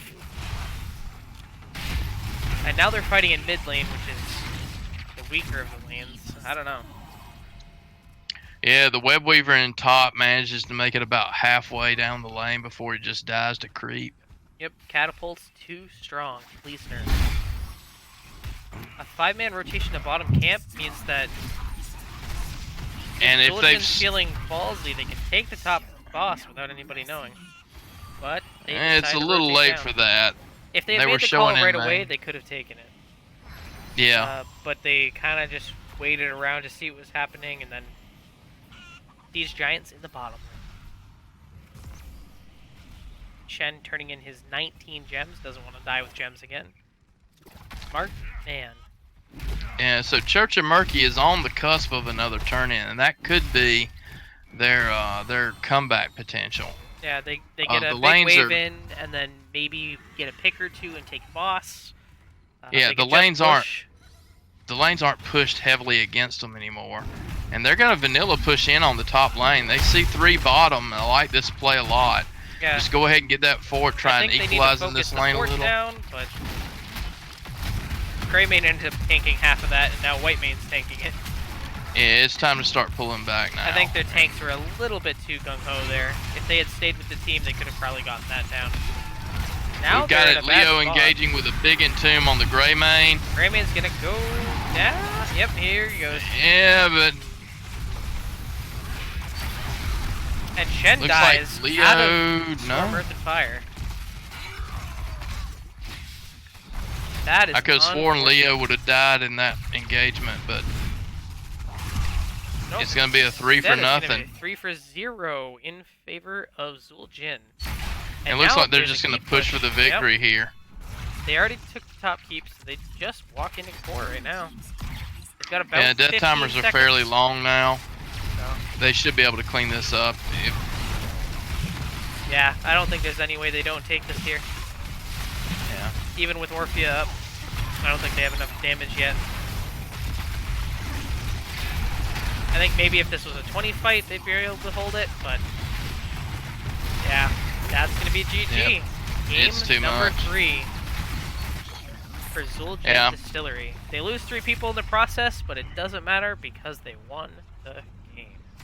Yeah, at the end of the day, kills don't matter. It's the W or the L that matters. You might have a really bad KDR, but you killed the core, which is the only kill that matters. Yeah. And indeed, we see that's exactly the case. Church of Murky was able to get 11 kills to 7, but they weren't able to capitalize on those. Granted, 2 or 3 of those were right there at the end on core, so Exactly. it's kind of back and forth. I think those kills were just we don't care, just hit the core. If you get blown up, whatever, we still win. Which is a good decision in my opinion, because they didn't make the mistake of focusing on heroes and still dying and then not getting the core down, which my team might have done before. I don't know what you're talking about. Yeah, a lot of teams would have immediately rotated to boss, Yeah, which is not bad, but it's going to take you 20 seconds to get the boss. And then the boss has to march down the lane. It can't mount up. So it's realistically about 35 seconds before it can reach the core. And that just gives the enemy team 35 more seconds to respawn. exactly. And it could have been a very different story if they'd done that.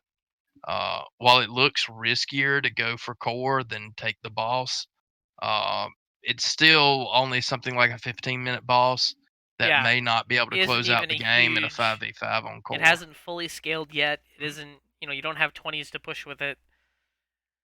I think that was the right call there. So I did message DeWitt, seeing if he is, ready to do an interview. We'll see if we can get him into the casting lobby in NGS, and we can switch to that. Actually, if you want to go ahead and go to the NGS channel and go into do coin toss 5.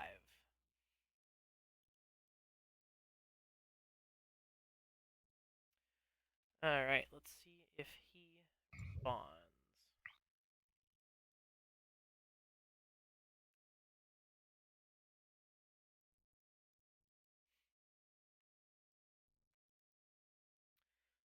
Do, do. Orphea there putting out 20,000 more damage than Zul'jin's best DPS hero damage, and about 20,000 more damage than their best siege. But the structures just weren't in their favor as far as keeps. They might have had total structure advantage, but losing that keep ended up ultimately losing them the game. Yeah. It's all about opening up the win cons. They had more kills. They had more hero damage, but they didn't have the wave clear. They didn't have the push on a Exactly. map that is very much based on wave clear and And push. that brings it right back to what we were talking about at the beginning. You want those high wave clear heroes. And if you look at it, Kael'thas, Johanna, and Leo all had 90,000 or more Yeah. siege damage, which is huge. Compared to Church of Murky, who had 2 heroes at 90,000 above. Granted, one of them was a lot above, but that's 2 compared to 3. So that's a Yeah, whole the 30,000 hero siege damage that they had disadvantage there. yeah, if you can clear very quickly, grab your 3 gems, rotate, clear very quickly, grab your 3 gems, rotate. That's the way you want to be playing that map. Mm-hmm. So the team that has the advantage in wave clear early game usually gets the early game turn-ins. We did see that Church of Murky was able to pick up one early on, Yep. but they were only able to get the I think they got 2 turn-ins They got total, 2 turn-ins didn't in they? the middle, Yeah. I think. Yeah. But one of the turn-ins was really just a desperation to try and deep push their lanes. Hello? Hello. What's up? Congratulations. That was a very exciting 3-game series. Yeah, it got maybe too exciting. I know I was sweating, so I can't imagine how you feel right now. Yeah. It was really fun though. Like always, best Yeah. games with Church of Murky. Church of Murky I is a love playing very them. solid squad. Yeah, we've played them actually a whole lot, and it's always like that. Yeah.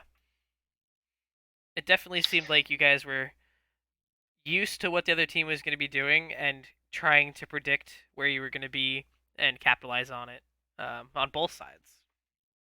Mhm. Yeah, they. I thought they'd ban out our holy cow first game or ETC. I just thought they'd flat ban ETC every game. I kind of expected it as well, but Um, so that it was pretty comfortable for us in that game, but yeah, you could tell we were a little sketchier with some of those other comps. I think the ETC Uther comp is one of those classic Zul'jin Distillery comps that I love to see you guys get and just kind of combo people to death. It's always fun to watch. Yeah, it's really fun to play it. That's mostly why we do it. It's like you just kind of turn their team off for a little bit. Just CC them until they're not there anymore. Right? So you guys end up picking up that win 2-1 over Church of Murky. The numbers said that they were the favorite team, but really it was a 1 point difference. So Right. you know, and between fourth and eighth in the East was a 3 point difference. So all the teams are a lot more competitive than they seem at first look. With the two of you being probably the closest matched teams in the division. Yeah, it's definitely really close. And before the season, I was hoping to meet Church of Murky in the playoffs, but I was hoping for it to be, later on. Yeah, like a round 2 or a finals. Yeah. Yeah, I mean, it would have but been very exciting to watch that in the finals. right. I can't imagine a 5 game of that. I'd end up Yeah, without a voice by the end. Right. I can't speak for the first game as I was engaged elsewhere, but I came in for games 2 and 3, and those were both pretty solid games. Very enjoyable to watch at a minimum. Walk me through game 2. That was really back and forth, much more than game 3. Game 3 had a lot of get 1 or 2 kills here and push, but game 2 was very much win a team fight with 3 or 4 kills or lose a team fight with 3 or 4 kills uh, for either side, back and forth throughout. And it seemed like you guys had a really solid early game advantage, uh, but weren't able to quite capitalize to that towards late game. I think the sanctification had a lot to do with it, but you guys had one particular team fight in top, which was extremely close when the Tyrael was popping sanctification, but your Diablo got the interrupt on him, and it absolutely wrecked their team. Did you have any particular strategy, or were you expecting that Tyrael pickup or anything for that game too?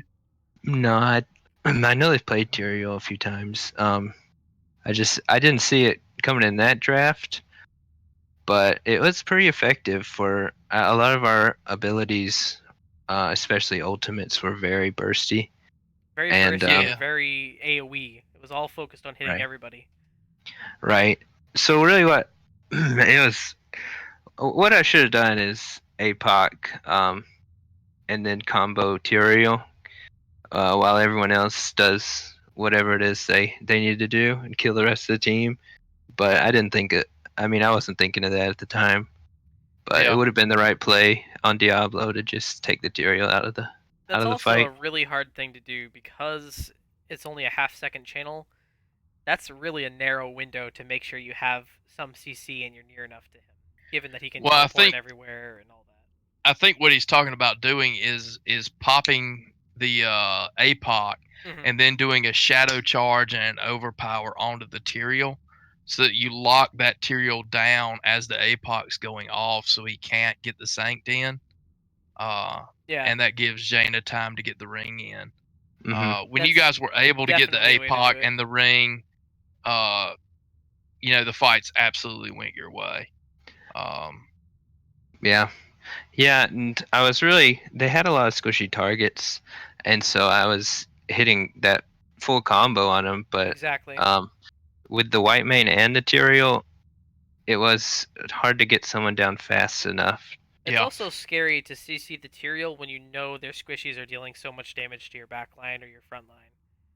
It makes it Yeah. real hard to keep reminding yourself to CC the Tyrael instead. So even if you had thought of it, you know what I mean, Hmm. it might Yeah, have and gone either the way. white mane made it that much harder Yeah, because even two if I big locked AOE down Tyrael, saves. yeah, yeah, it yeah. was good.